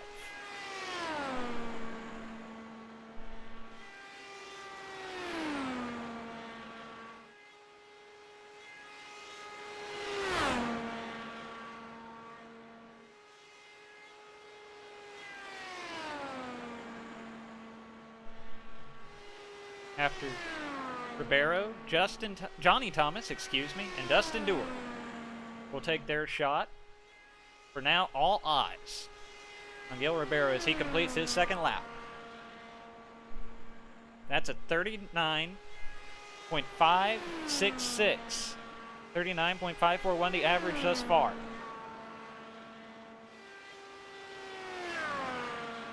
Compared to Logan Spath's lap, the time to beat, he was 2/1000ths quicker on the first lap, but 6/1000ths slower on the second lap. So again, by the narrowest of margins right now, Spath tracking a hair faster. Where do you find those thousandths of a second? That's the key right now for these 5 drivers. Lap 3, 39.612.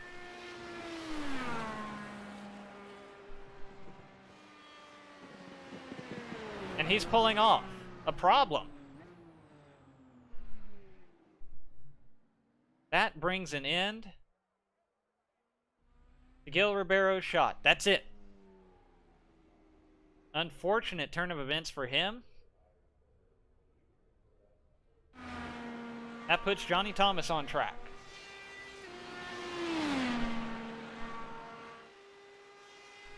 Johnny Thomas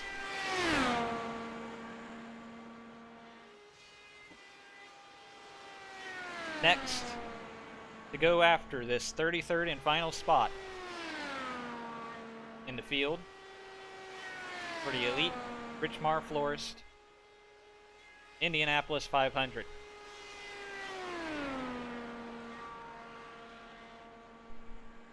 Thomas is in the playoffs for the Elite Cup Series. Here in that spot with the win in the biggest race for that series, the Daytona 500. And let me tell you, you're going to have a hard time finding a more popular win amongst the drivers in Elite than Johnny Thomas winning that Daytona 500. I'm sure it would be just as popular He's able to find his way into the Indianapolis 500 here. The clock is ticking. First lap. A 39.530 for Johnny Thomas.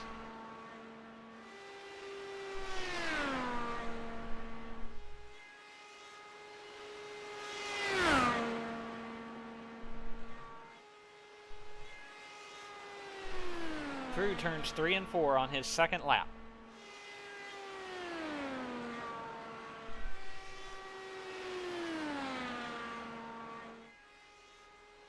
Across the line, it is a 39.555.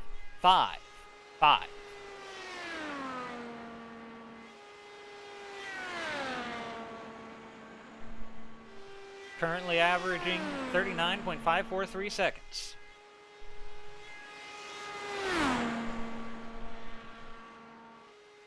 Needs the 4-lap run to beat a 39.577.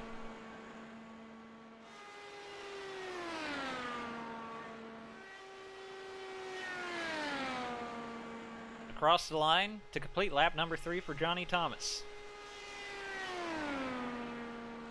39.615. Average of 39.567. Needs to keep it again above that 577 of Logan Spath. Lap 2 was quicker than Spath. Laps 1 and 3 slower. Needs a good lap 4.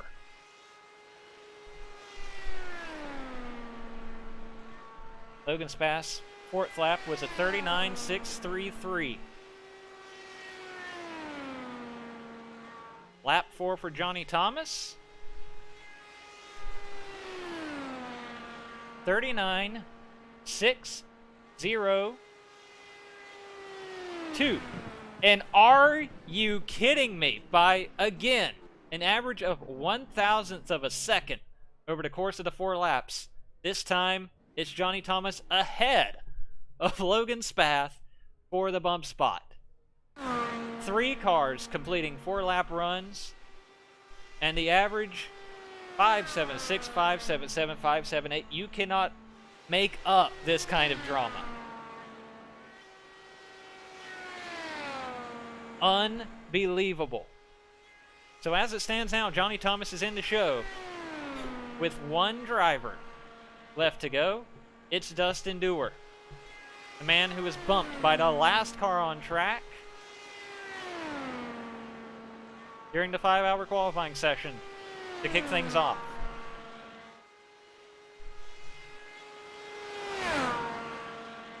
Car 36, Dustin Dewar, on track.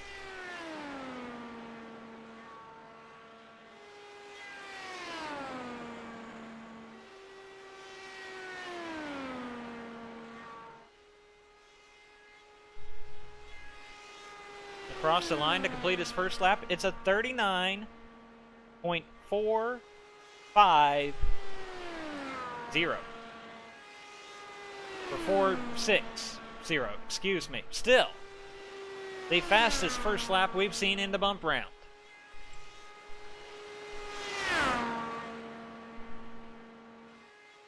Seven hundredths of a second quicker than Johnny Thomas's first lap. And he maintained that pace over the course of the 4-lap run. Coming across the line to complete lap 2, Dustin Dewar. 39.521. Again, the fastest second lap we have seen in the bump round. Signs looking good for Dustin Dewar. Can he keep this going for another 2 laps? Through turns 3 and 4. What will it be on lap 3? He's got 2.5 more miles here at Indianapolis. Lap 3. 39.577. Again, the fastest third lap we have seen in the bump round. It's a 3-lap average thus far of 39.519 seconds.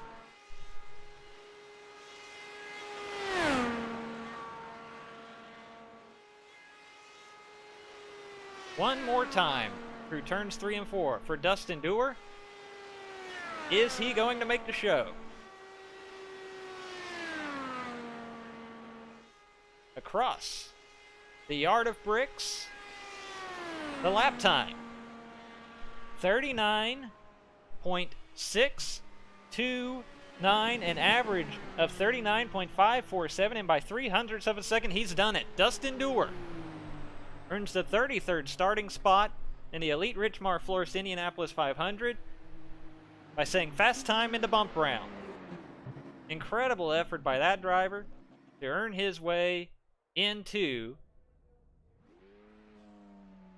the 500.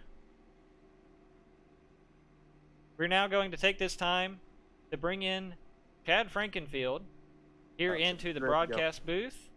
Chad, we've got the bump round out of the way, down to the Fast 9. How exciting is this, both as an administrator, as somebody who's taking part in this qualifying? Oh, it's awesome. You know, from a driving standpoint, I was a little disappointed in myself tonight. The point situation pushed us back, and I just tried to go out too early, I think, with the track temps. But from a league standpoint, this is it's a long night, but it goes fast, especially once those last hour kicks in. And you see guys have to manipulate what they're going to do with the weather. They gotta guess. You know, I'm sitting there, I'm trying to guess what the weather's going to do, and when do I add my name to the list, and you know, am I going to hit the weather right? You know, some guys hit a cloud. I mean, there were times that guys, the track had dropped a degree or two and then went right back up because the cloud, you know, was gone. So all of those things factor in, but it's definitely a crazy qualifying. I want to, you know, when you look at, for example, the round one, Michael Hossack, I mean, he's the MVP of that round. I think he went out. I think he must have waved 7 or 8 runs off and probably wrecked out of 5 of them. Yes. But he stayed in it and he worked at it and he made the race. And then you have a guy like Dustin Dewar, same thing, who was just going, working on the car, and he hit it there at the end. I mean, it's pretty awesome. It's definitely been very fun to watch throughout the afternoon and evening. And you mentioned Dewar. I mean, he was right there on the cusp, almost in from the first round, then bumped out, and then runs his way right back in through the bump round. Definitely a lot of fun to watch that unfold. Looking forward to next week. Your starting position set, barring anybody, you know, withdrawing or whatever the case may be. How do you feel going into next week's race? Oh, I feel pretty good. It's a crazy race, and that's why qualifying is so important. It's not it's harder to follow guys with the new tire on here, but it's harder to pass because there's 2-3 lanes now in the corner, which really isn't realistic, but it is what it is until we get a new scanned version of the track. So that's why qualifying is even more important. But it's 500 miles, so anything can happen. What's interesting with this session is you're going to have guys that, you know, some of these guys like Brano and Sant and Panero and Bennett, they've probably been running Q-Sims over and over and over again in test lobbies for the last 3 hours. Right. But you still can't guess what the weather's going to be. And the track state, you never know what the track state's going to be either. So it's going to be interesting what these guys are going to do. Henry's he's won the pole twice. He's won the race twice. I don't think he's ever qualified, you know, this early into the session. So usually, I mean, he's qualifying, I think, 6th or 5th, which is kind of different because usually he's one of the last guys to go. So it's going to be interesting. So we'll have to see how it plays out. I'm hoping Stefan knocks him off, but we'll see how it goes. I did want to ask about that. Of course, it's not uncommon, especially in the IndyCar Series, to see the real life guys jump in here. But we've got Stefan Wilson taking part in the Fast 9 here, starting shortly. I believe he might actually be the first car on track, if I'm not mistaken, when the Fast 9 starts. How cool is that? Oh, it's awesome. You know, it's funny. I was able to meet Stefan, and we talked for almost an hour in the garage, actually, on 500 weekend. And he told me, he's like, you know, hopefully next year he's full time. There's a rumor going around he might be. We'll see. But he runs Indy really every year, and he told me, he said, I ran that practice up to the 500, and I said I was getting so annoyed because it was so hard to follow guys. It was hard to pass. Like I was working on the in-car adjustments. He's like, this can't be real. And then he hopped in the car in May, and he's like, holy crap, Chad, that was so realistic. It was. So guys like Stefan use this as a platform to get a 500-mile sim in. The fuel strategy is the same. It's real. It's playing cautions. When do you pit? How you manipulate traffic. I mean, there's all the things that he can do to use in the real world. So great to have Stefan. Yeah, I mean, it's going to be great. We're going to get going here in about 30 seconds, so I'm going to let you go, and hopefully you guys enjoy it. All right, thanks for Chad, both for putting this all together and for jumping into booth before we get this Fast 9 underway. Yes, sir. All right, so you heard the man. We're just a few seconds away from seeing the Fast 9 take the track. We did get a couple of comments here in the YouTube chat after the conclusion of the bump round, as we see Stefan Wilson rolling out on the track to kick off the Fast 9. Michael Goodman celebrating, understandably, with Dustin Dewar making the show, winning the final spot in the bump round there. Alex Van de Sant, heartbroken for Nick, but great job by Dust. Of course, Van de Sant, we will see near the end of this Fast 9. These 9 guys, one more shot on track. This will set the first 3 rows for next week's Elite Richmar Florist Indianapolis 500. We want to take a quick moment to thank a couple more of the premier partners here in Elite. Blue Egg Marketing, the marketing department for small businesses, as well as Response Energy. Get the response you have been looking for in an energy drink.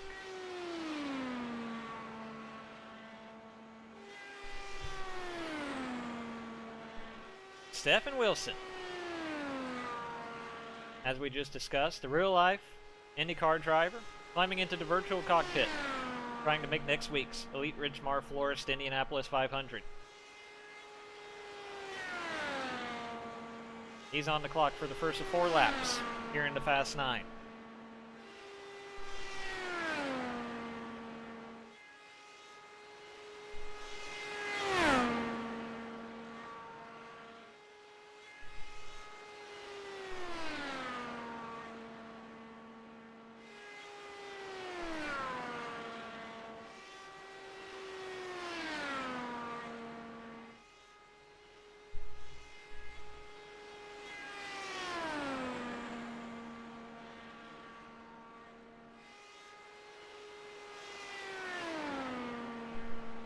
First lap in the books. It's a 39.400 for Stefan Wilson.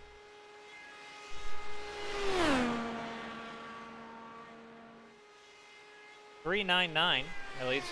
Every once in a while you will see my timing and scoring with just the slightest, literally a thousandth of a second difference from what the administration is seeing within the lobby, and of course they go with what they see.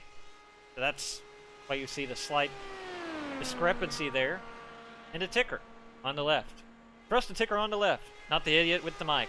Lap 2, 39.499. The average is 39.449 so far through 2 laps.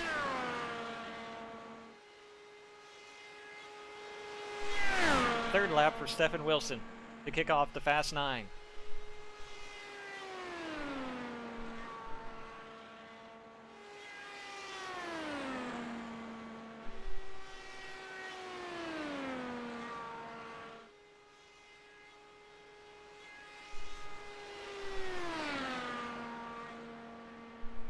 The third lap, 39.542, average of 39.480, setting the bar in the Fast 9. Again, if you missed our broadcast earlier this evening, the start of it, we've set positions 10 through 33 for next Friday's Elite Richmar Florist Indianapolis 500. Now it's the Fast 9. Just like in the real world with the IndyCar Series, these 9 guys competing for a shot at the pole.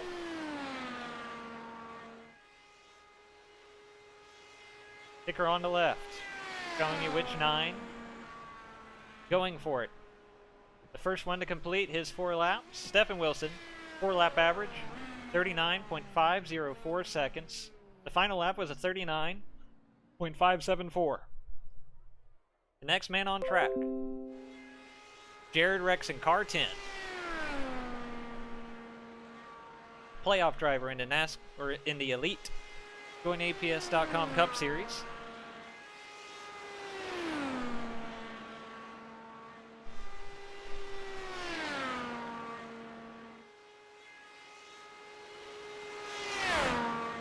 Also a frequent competitor in the Elite Mega Driver 86 IndyCar Series. 4th place finish at Nashville Superspeedway earlier this season.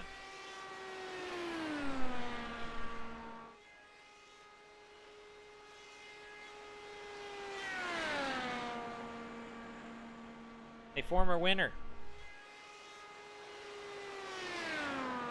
in the Elite IndyCar Series.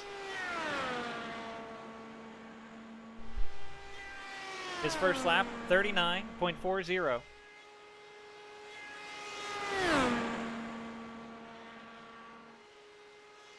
.408. The first lap for Jared Rexing. Mentioned a former winner in this series. That victory came at Iowa. A little less than a year ago during the 2020B season for the Elite IndyCar Series at Iowa.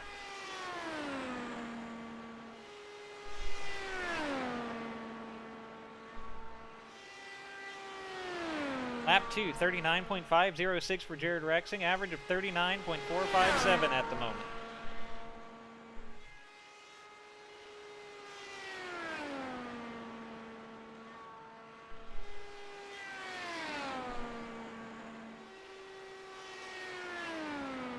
Across the line to complete the 3rd lap, Jared Rexing.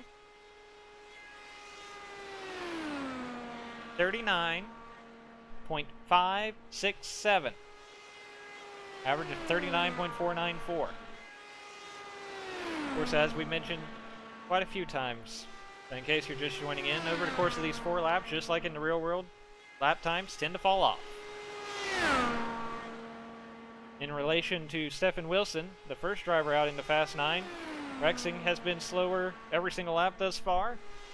Barring a pretty big pickup on lap 4, he's going to end up behind that 39.504.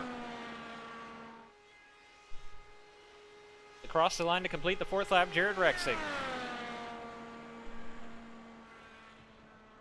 39.555. It was a pickup compared to Wilson, but not enough. 39.509. The 4-lap average. 2nd of 2 cars thus far. Now we turn our eyes to Caleb Pingy.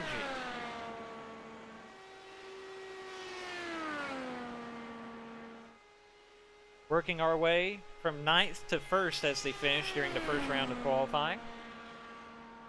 Caleb was 7th.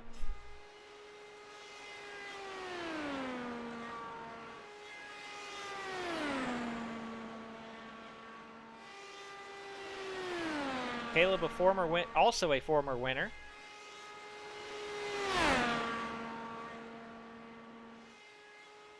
In the Elite Mega Driver 86 IndyCar Series.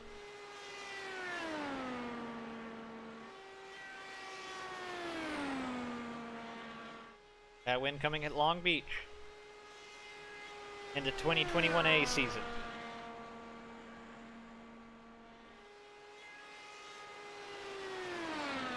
Be a decent little 2021 if you could say you won at both Long Beach and Indianapolis, even if it was in the virtual world. First lap, 39.405 for Caleb Benchie.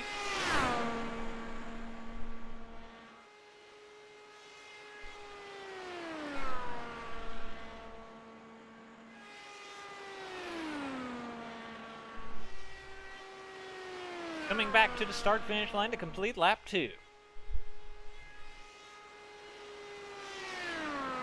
39.47. 469, the official recording.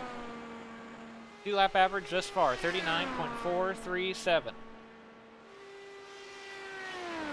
It was slower than Stephen Wilson on the first lap, but quicker on the second.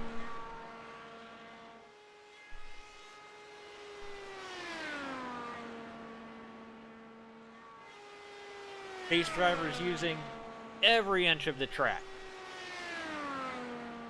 in this Fast 9 qualifying round. Across the line to complete lap 3. 39.538. 4 thousandths quicker than Stephen Wilson's third lap. The current average, 39.471. Can it continue to track in a positive fashion?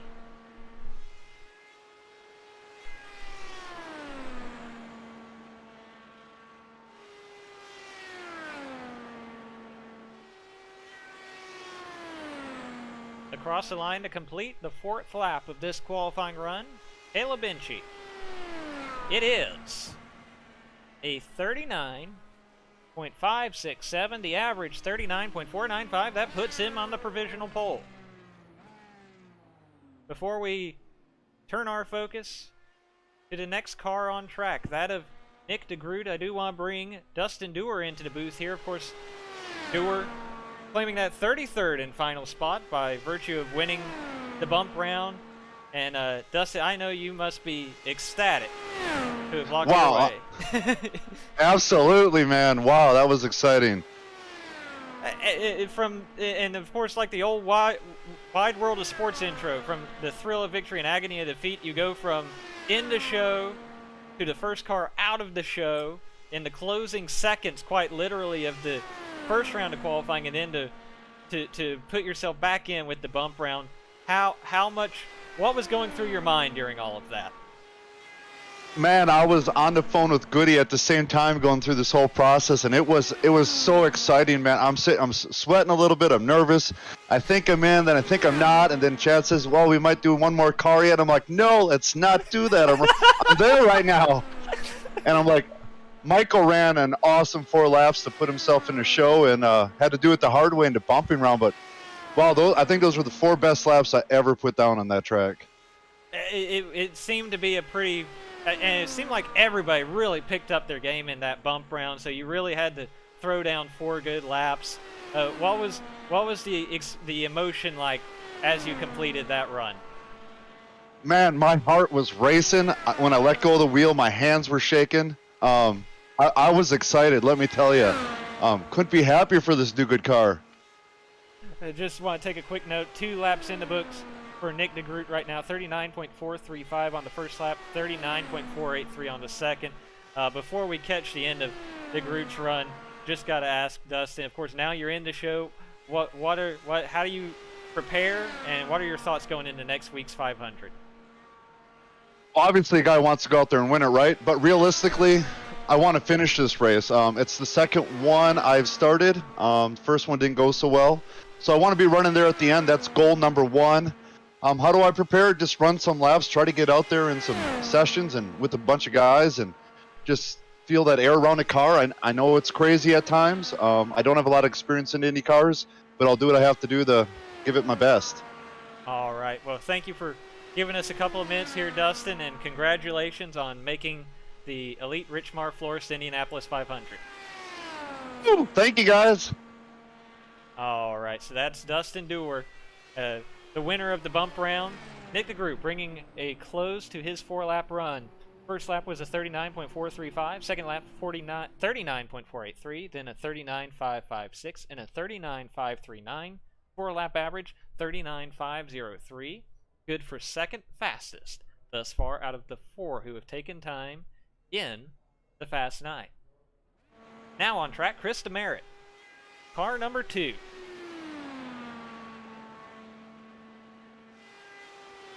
This will be his first attempt, or first start. The attempt part is over. He has made his way for sure into the Elite Richmar Florist Indianapolis 500 field. Just a matter of where he's going to start in the first 3 rows at this point. Beginning the first of 4 qualifying laps.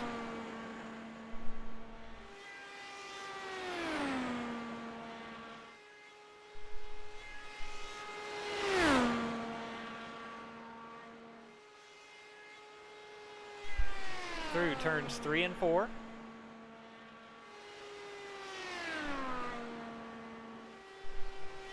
As we reach the halfway point, so to speak, of the Fast 9. Across the line to complete the first lap. And oh boy, 39.349, one of the fastest laps we have seen, quite honestly, all day here at the virtual Indianapolis Motor Speedway. Throwing down the gauntlet, Christopher Demerit.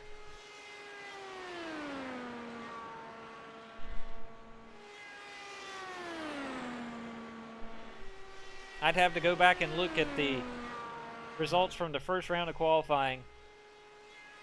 But that very well could be one of the fastest we've seen all day. Second lap, 39.407. Average of 39.378.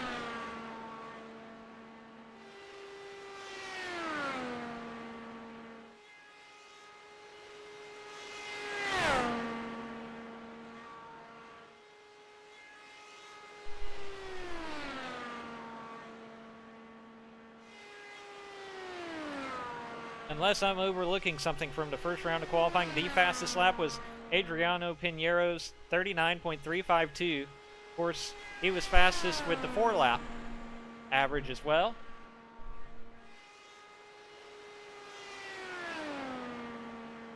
So that would indeed be the fastest lap of the day.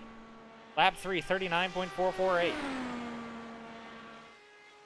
A blistering 4-lap run so far for Christopher Demerit. Can he bring it home? And will anybody behind him have a response?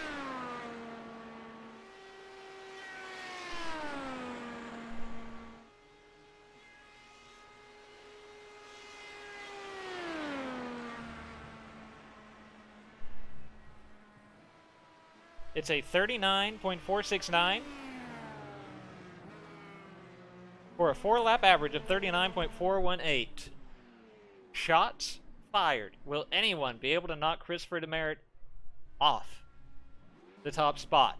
The next driver to try it will be the man in car number 1.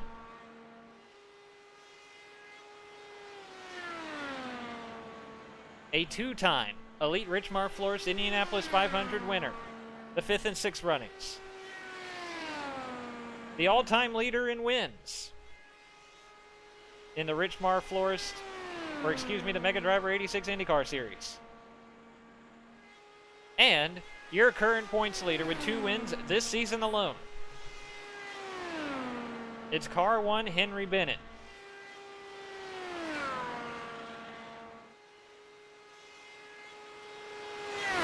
Undoubtedly one of the favorites going into next Friday's 500. Frankly, one of the favorites anytime the Elite IndyCar Series takes the track.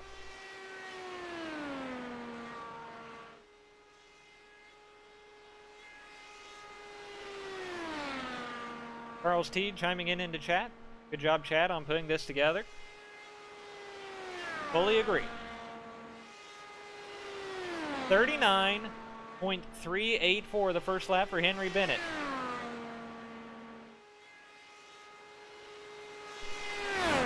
Again, that first lap from Christopher Demerit was at 39.349.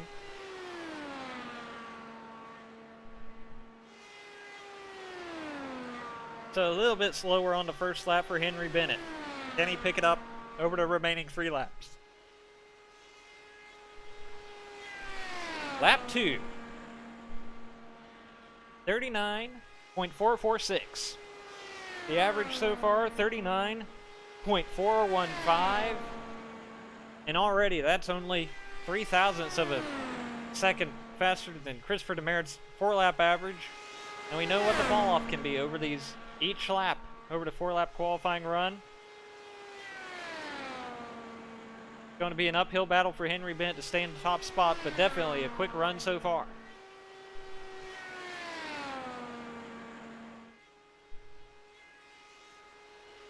Across the line to complete lap number 3. It's a 39.51. 39.4470 average now. Bennett, winner at Pocono and Barber earlier this season. 27-point lead over Alex Van de Sant in the series standings through 4 races. Or excuse me, 5 races. My mistake.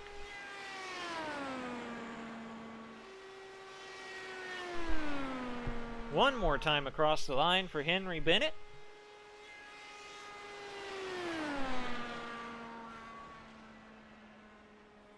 .508 for a 4-lap average of 39.462. Good for second fastest through 6 cars thus far. Now on track, Brandon Traino.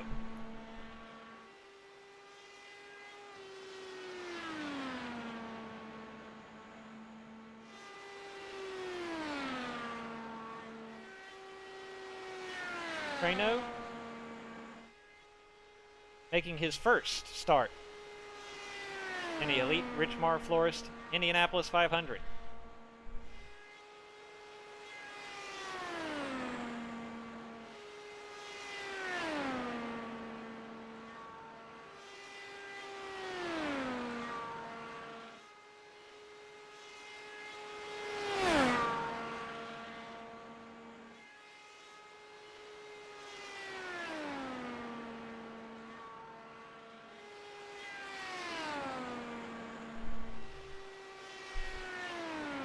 Coming across the line to complete his first lap.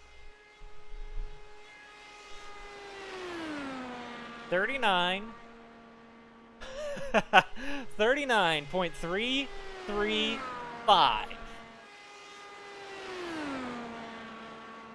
14 thousandths quicker than Christopher Demerit's first lap. A new quick time over the course of tonight's qualifying efforts.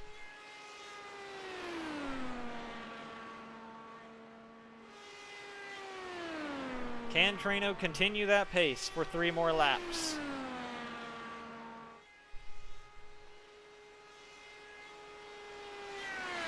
Two cars remain after Traino, Alex Van de Sant, Adriano Pinheiro. 39.484 the second lap.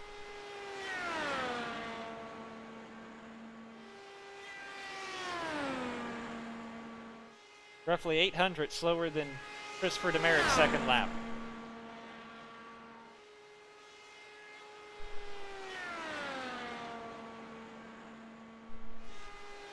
Through turn 4.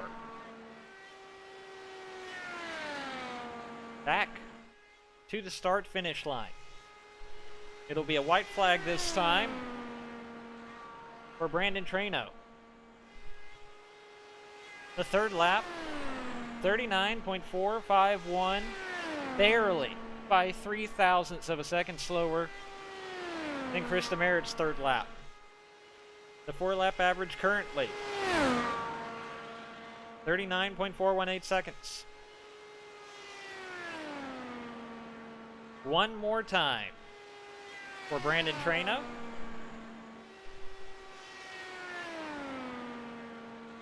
The final lap. 39.447, an average of 39.429. Christopher Demerit remains on top of the board. That's second place for Brandon Traino. Now on track, Alexander Van de Sant. Second, as we mentioned, in Elite Mega Driver 86 IndyCar Series points. 2 wins this season. Nashville Superspeedway and New Hampshire Motor Speedway.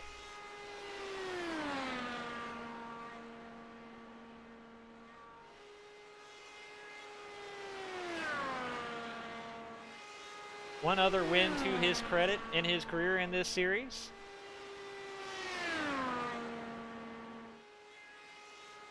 That came during the 2021A season at Texas. Also a winner this season at Circuit of the Americas in the Elite JoinAPS.com Cup Series. Had a strong run earlier this week, Wednesday night at Sonoma with that series. Incident with David Tooker took him out of the running.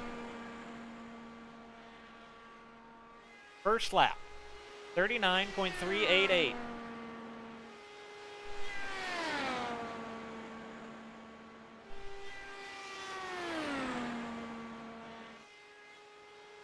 Four thousandths slower than Henry Bennett's first lap. Bennett, of course, fourth fastest at the moment.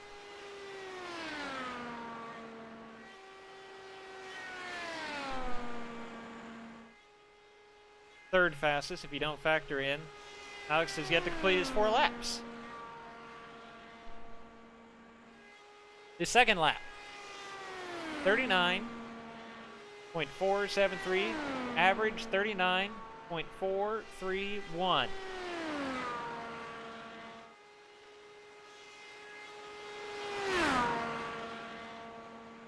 Car 97, Alex Van de Sant, turns 3 and 4.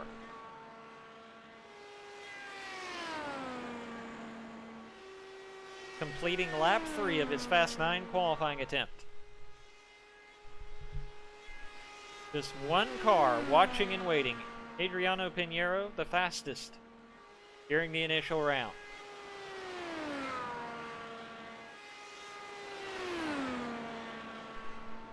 So many of these guys were able to just log one quick 4 laps way back 4:30 p.m. Eastern Time this afternoon, and are now back on track. Of course, as Chad Frankenfield mentioned in his interview with us before the Fast 9 started, probably many of them did mock qualifying runs privately in their own test lobbies, waiting for this shot. Now it matters. The final time around for Alex Van de Sant, it's a 39.551. The 4-lap average, 39.480. That's 4th fastest. That brings us to the final car. It all comes down to this. Adriano Pinheiro. Before the Fast 9 started, he had the fastest lap of the evening.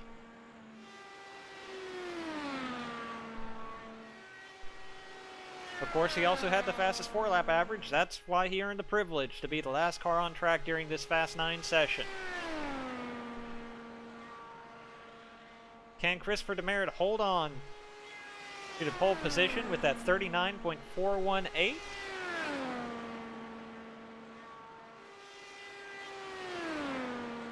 Or will Pinheiro take it away right here?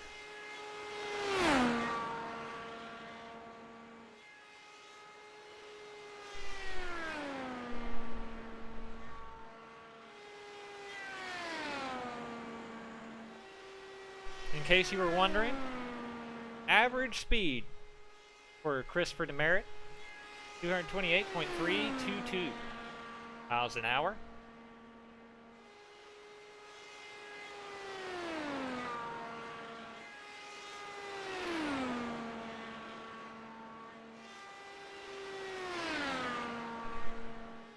The fans on their feet.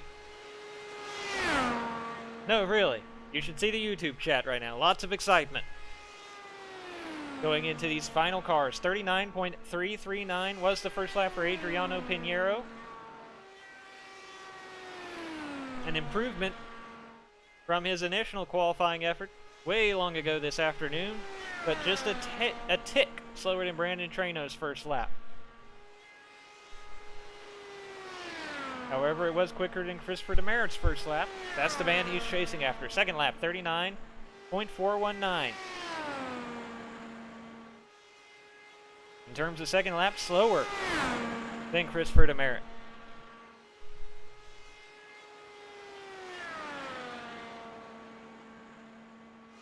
If my mental math is correct, right now he's about 0.02 of a second slower at the 2-lap mark.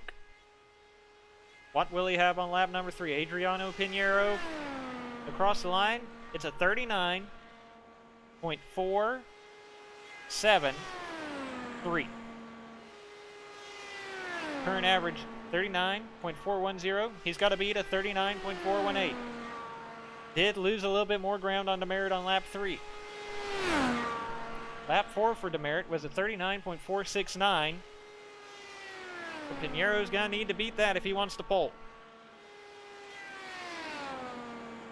For the final time, to conclude Rich Mar Florist Indianapolis 500 qualifying, Adriano Pinheiro across the line. It is a 39.490 for an average of 39.430, and Christopher Demerit has claimed the pole for the 8th running of the Elite Racing League Rich Mar Florist Indianapolis 500. What an exciting Fast 9. But in the end, it's the driver of Car 2 taking top honors in the Fast 9 qualifying session. Christopher Demerit, Brandon Treno, Adriano Pinheiro will be the front row for next Friday's Indianapolis 500. Henry Bennett 4th, Alexander Van de Sant 5th, Caleb Benchy 6th, Nick DeGroot 7th, Stephen Wilson 8th, Jared Rexing on the outside of row 3, and we have Christopher right here, already in the waiting room, ready to join us. Congratulations on winning the pole for next week's Rich Mar Florist Indianapolis 500. I can only imagine what the waiting was like, after having that early qualifying run earlier today, earning that spot in the top 9, and finally getting on track. But how does it feel to take this pole position? It feels great. It was a bit unexpected, honestly. Well, Trent was usually a bit faster than me. They made a small mistake on his second lap that kind of benefited me enough. And I wasn't sure where Adriano. I know Adriano would be pretty close to me and Treno. So I thought it was probably going to end up second or third. So pole was kind of unexpected in my mind, but very glad it worked out the way it did. So now you've got the pole position behind you, of course. 500 grueling miles next Friday night. What do you do to prepare? What do you do to mentally or just get the laps in? What's the next week going to be like before you get to start inside row 1 in a week's time? Yeah, I'm sure we'll show up to those practices and just kind of get laps in and feel out the setup. I've kind of comfortable enough with 500s that I think at least mentally I'm kind of there already. I'm not too worried about that part. It'll just kind of be I guess more going through scenarios, so that kind of mental challenge and calculation is probably what I'll be thinking about most during the practice, just seeing how the car reacts to different situations. So it'll just be getting laps in and trying to get prepared as best as I can. And I'm sure you have plenty of people you've got to give a shout out to or thank for this pole effort. So I definitely want to give the floor to you here and give you a chance to give those shout outs. I gotta give a big shout out to all of Team I5G. We have a pretty good YouTube channel. You guys should go check it out. Bet most of you have heard of Parker Break Weekly, I hope. Of course. But it's of course. oh yeah, it's a very good series.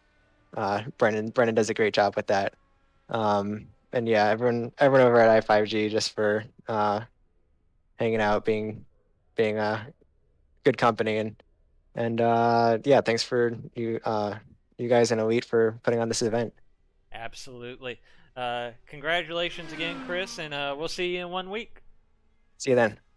All right, so there is your pole sitter. We do also have in the waiting room second place in qualifying here for the Elite Rich Mar Florist Indianapolis 500. Brandon Treno. Brandon, just not quite enough to get that pole position, but still have to be pretty excited to be on the front row for next week's Rich Mar Florist Indianapolis 500. How does it feel right now after that qualifying effort? It's pretty good. We had a good run there. I unfortunately tagged the wall in the short straight of 1 and 2 on lap 2. So that pretty much ended my run, but thankfully lap 3 and 4 carried me enough to just beat Adriano by 1,000th, I believe it was. So nonetheless, really happy to be starting on the front row next to my teammate, and hopefully we can get a good start and hopefully have a good race. Yeah, you mentioned, of course, having the teammate on the front row with you. Certainly a lot can happen over the course of 500 miles, but how much does that help the mindset going into at least the opening stages of next week's race, knowing you're going to have him in pretty close company with you. Yeah, it's always nice to have a teammate in the race, especially, starting to your inside. So hopefully we can coordinate. We always work well together in the draft, and we can hopefully work our strategy to maybe separate ourselves from the field, and hopefully just increase the gap and make it a little bit easier for us come checker flag time. And of course, before I let you go, want to give you a chance to shout out anybody you've got to thank for this front row qualifying effort. Yeah, just the guys at Apex Racing Team, and the sister team we have with Team I5G. It is a fixed setup, but again, really happy with the speed we have. Just bouncing ideas back and forth between me and Chris has been really helpful. So looking forward to the race. All right, and we look forward to seeing you in the race next week, Brandon. Thanks for dropping by, and good luck next Friday night. Thanks, Zach. All right. So I do not see anybody else in the waiting room, so that's going to bring it into our qualifying coverage. Thank you, everyone, for tuning in here on the Elite Racing Network. Of course, I would be remiss if I didn't take the chance to mention plenty of racing action coming up here on the Elite Racing Network in the next week. 2 days' time, actually. About a little less than 48 hours from now, you can see the Elite Old Testament Firearms Truck Series at Charlotte Motor Speedway. That's Sunday night. Of course, Monday nights is our Grand National Series, sponsored by SMRI Productions. They're going road course racing on Monday night at the Roval at Charlotte. Wednesday, the Elite Join APS.com Cup Series at Richmond. Second race of the first round of their playoff. But of course, if you're watching tonight, now I'm sure you'll be back in 1 week's time. The Elite Richmar Florist Indianapolis 500, 8th running. You've seen the field set, the field of 33. It'll be time next week to see who gets the glass of milk and that prestigious victory here in the Elite Mega Driver 86 IndyCar Series. Thank you again to everybody who's tuned in tonight.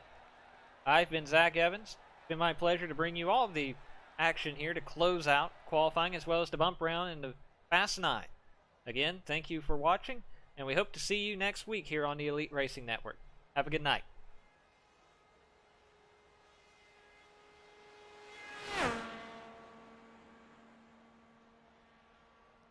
There's definitely a certain feeling and an energy when you come into this racetrack.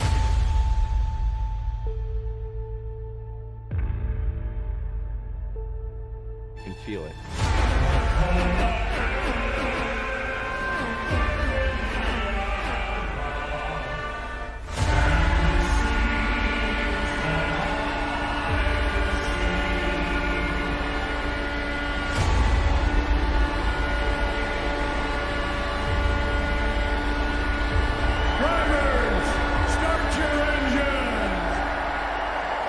Night, Indy 500 night on the Elite Racing channel, presented by Richmar Florists.